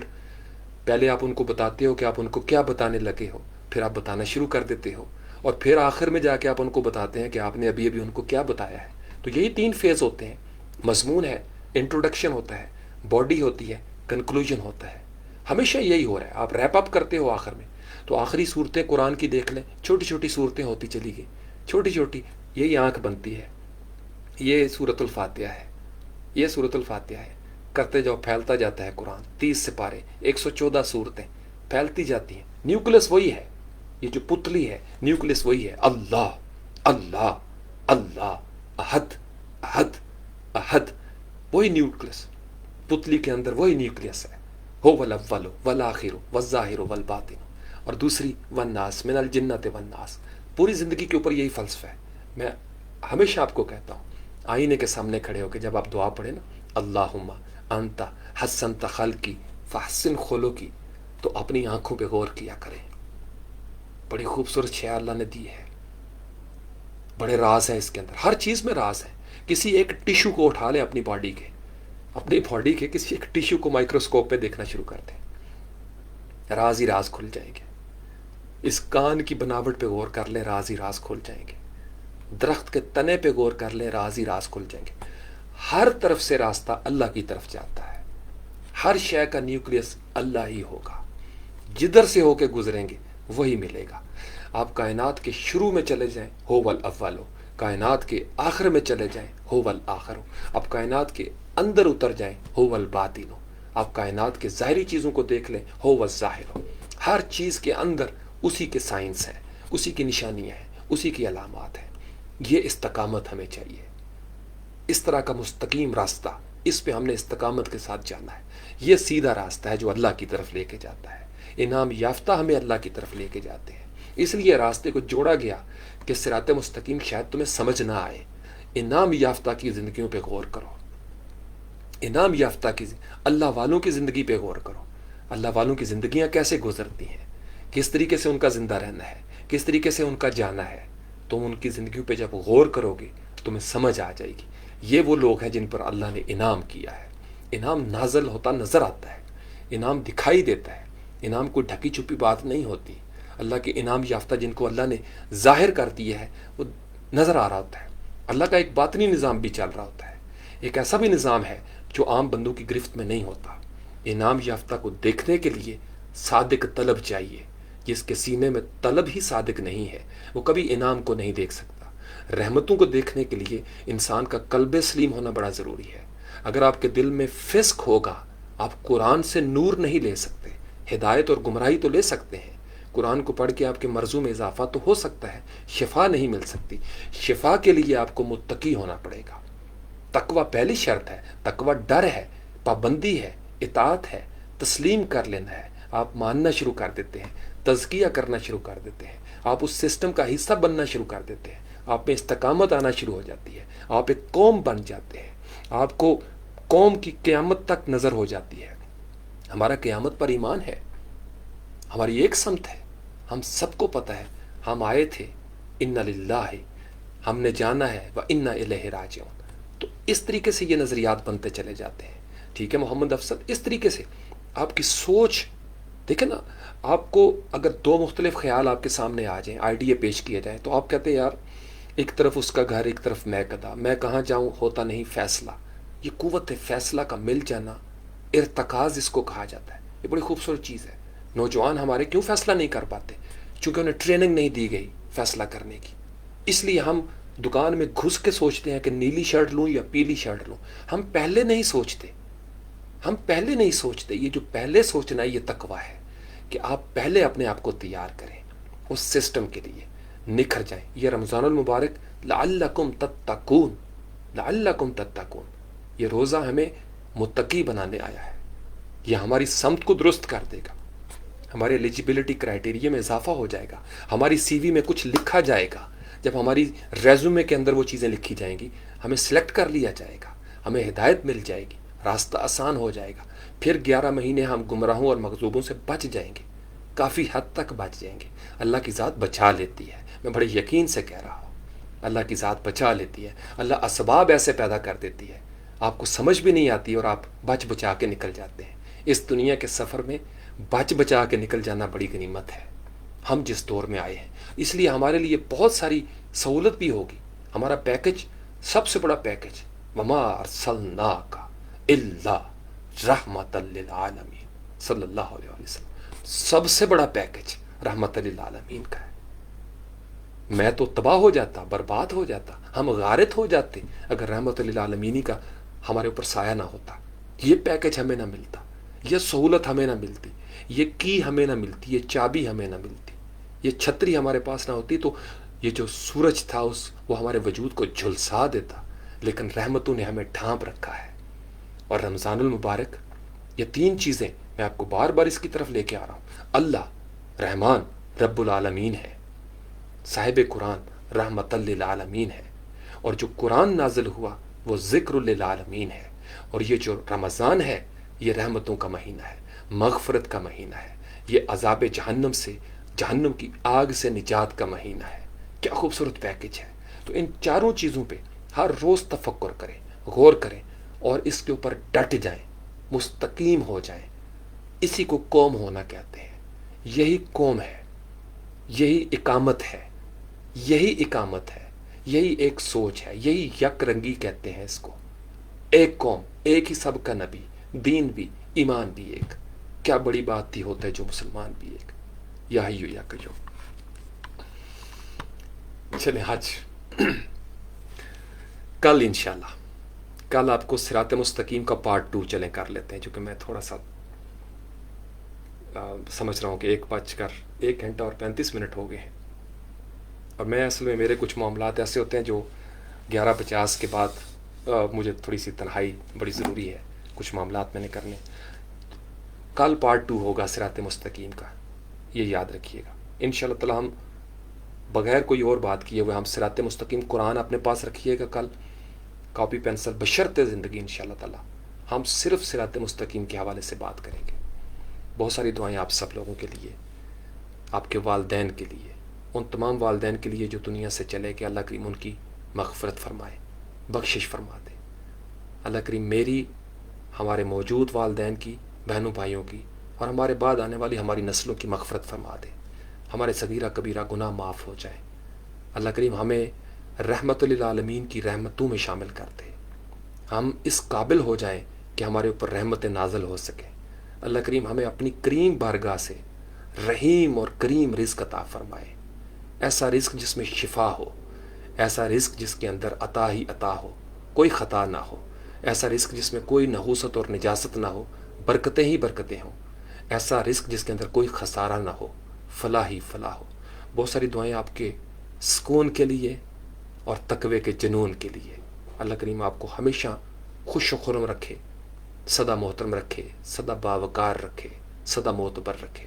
سبحانہ ربک رب العزت عما یصفون وسلام علی المرسلین والحمد للہ رب العالمین۔ اے اللہ کے نبی صلی اللہ علیہ وسلم، آپ پر سلامتی ہو، اللہ کی رحمتیں ہوں اور اس کی برکتیں ہوں، اور آپ کی آل پر، سیدہ فاطمہ سلام اللہ علیہ کی آل پر، سب پر سلامتی ہو، اللہ کی رحمتیں نازل ہوں، اللہ کی برکتیں نازل ہوں۔ ابراہیم علیہ السلام اور ان کی اولاد پر اے اللہ کریم اپنی طرف سے درود بھیجیے۔ محمد و آل محمد پر درود السلام ہو اللہ کے علم کے حساب سے صلی اللہ علیہ وآلہ وسلم، اور ہم سب السلام علینا، ہم سب پر سلامتی ہو، اللہ کی رحمتیں ہوں اور اس کی برکتیں ہوں، اور صالحین پر اللہ کی سلامتی ہو، اللہ کی رحمتیں ہوں اور اس کی برکتیں ہوں۔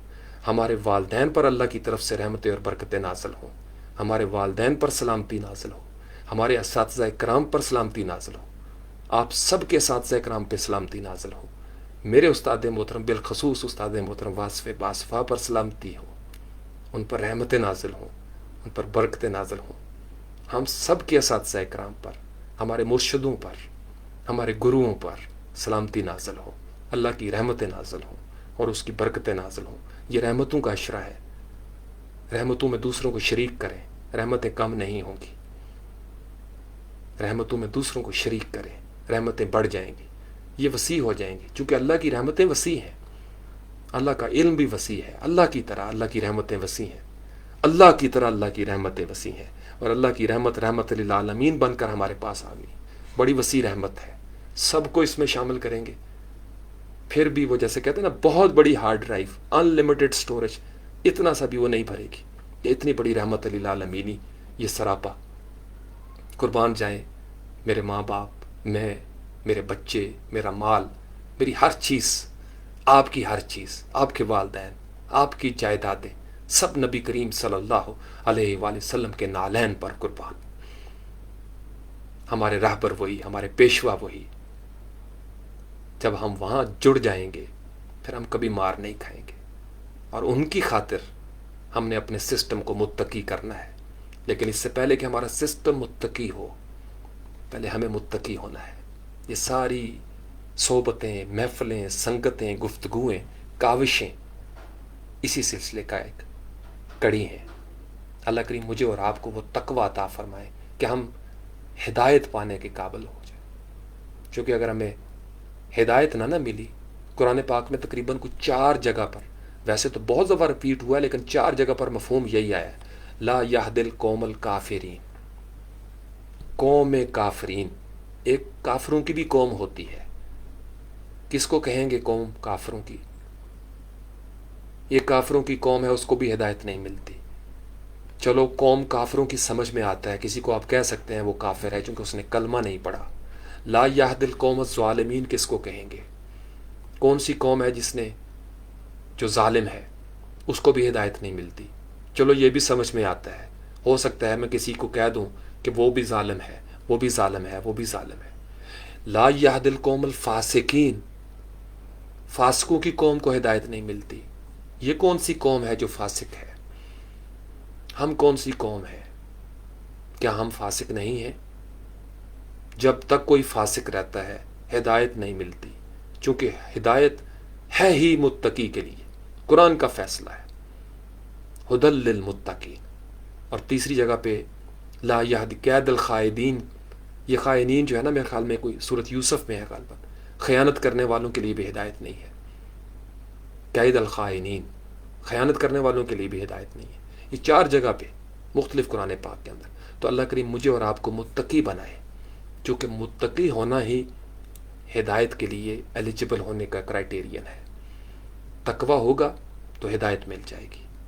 ہم فاسق ہو گئے، ظالم ہو گئے، کافر ہو گئے یا خائن ہو گئے تو ہدایت چھین لی جائے گی۔ کوئی قوم اگر ظالم ہو جائے، فاسق ہو جائے، کافر ہو جائے یا خائن ہو جائے، وہ ہدایت سے گمراہی کی طرف چل جاتی ہے۔ تو اگر ہم واپس لوٹنا چاہتے ہیں تو ہمیں اپنی جانوں سے، اپنی مکانوں سے ظلم کا خاتمہ کرنا ہوگا، خیانت کا خاتمہ کرنا ہوگا، فسق نافرمانی کا خاتمہ کرنا ہوگا اور کفر کا خاتمہ کرنا ہوگا۔ یہ مہینہ ہمیں موقع دے رہا ہے ہم اپنے ظلم کے خلاف لڑ سکیں، نافرمانی کے خلاف لڑ سکیں، کفر کے خلاف لڑ سکیں، خیانت کے خلاف لڑ سکیں۔ Choice is ours, choice is mine, choice is yours. میں نے اور آپ نے فیصلہ کرنا ہے۔ اللہ کریم مجھے اور آپ کو مناسب، بہترین، حکیموں والا، حکماء والا فیصلہ کرنے کی توفیق عطا فرمائے۔ ہمیں انعام یافتہ کی سنگت نصیب ہو، ہم ان کے پیچھے چل پڑیں، ہم بہترین فیصلے کریں، ہم بہترین محنتیں کریں، بہترین راستوں پر محنتیں کریں، اور ہماری محنتیں ضائع نہ ہوں، ہمارا اجر ضائع نہ ہو، ہماری کوششیں لا حاصل نہ رہیں، ہم دنیا میں بھی سرخرو ہوں، آخرت میں بھی سرخرو ہو جائیں۔ سبحان ربک رب العزت عما یصفون وسلام علی المرسلین والحمد للہ رب العالمین۔ اور بہت ساری دعائیں میری بیجی کے لیے آپ لوگ بھی کیجیے، میری بیجی کا شملہ ہمیشہ بلند رہے، ان کے درجات بلند ہوں، ان کے لیے آسانیاں ہی آسانیاں ہوں۔ میری پھپھو جی، میری تائی جی، امی زحمت النساء، ماموں جی رضا، ماموں جی تلمیس، میرے نانا نانی، دادا دادی، اور میرے استاد محترم بالخصوص واصف باصفہ اور دیگر تمام اساتذہ کرام، سب کا شملہ بلند ہو، سب حوض کوثر پہ ہمارا انتظار کریں، ہم ان کا انتظار کریں، ہم سب جنت میں ایک ساتھ ہوں۔ سلام قولا من رب الرحیم سنیں۔ علی حمزہ کی والدہ محترمہ کے لیے اسپیشل دعائیں ہیں، میری خصوصی دعائیں ہیں، ہمیشہ کرتا ہوں، سب کے لیے کرتا ہوں۔ اور بھی ہیں جن کے والد دنیا سے چلے گئے ہیں، مجھے پتہ ہے، لیکن میں نام لینا بعض اوقات مناسب نہیں سمجھتا۔ مجھے پتہ ہے عمر کے وہ کس حصے میں ہیں، انہیں تکلیف ہوتی ہے، میں اس لیے ایک جنرل دعا کر دیتا ہوں۔ بڑا مشکل ہے ایک لمحے کے لیے والدین کے اس تراپے میں گم ہو جانا اور پھر دیکھنا کہ وہ نہیں ہے اس رمضان میں، بڑی تکلیف ہوتی ہے، اور یہ تکلیف ہی اللہ کے ساتھ جوڑنی ہے۔ جب تکلیف ہو، علی تکلف نہیں کرتے، تکلیف ہو تو تکلف نہیں کرتے، چونکہ لا یکلف اللہ الناس، اللہ تعالیٰ کی ذات جو ہے نا، وہ انسان کو، آپ یوں سمجھ لیں کہ انسان کی زندگی میں اگر کوئی تکلیف بھی آتی ہے نا تو وہ وسعت کے مطابق آتی ہے، تکلیف بھی آتی ہے تو وہ اس کی وسعت کے مطابق آتی ہے۔ تو جو تکلیفیں اللہ نے دی ہیں، ہم تکلف نہیں کرتے، وہ اللہ کی طرف سے ہیں۔ اللہ ہی اس کا اجر دے گا، اللہ ہی صبر دے گا.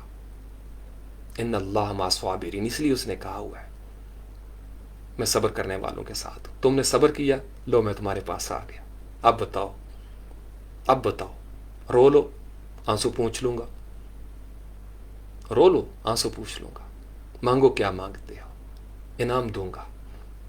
چپ کر جاؤ، یہ چیز بھی لے دوں گا، وہ چیز بھی لے دوں گا. یہی لاڈ ہے اللہ کا. ایسا ہوتا ہے، ایسا ہو رہا ہے، ایسا ہوتا رہے گا. اللہ کا کلمہ سچ ہے، اللہ کا کلمہ سچ ہے، اللہ کا کلمہ حق ہے. السلام علیکم ورحمۃ اللہ وبرکاتہ. بہت ساری دعائیں آپ سب لوگوں کے لیے.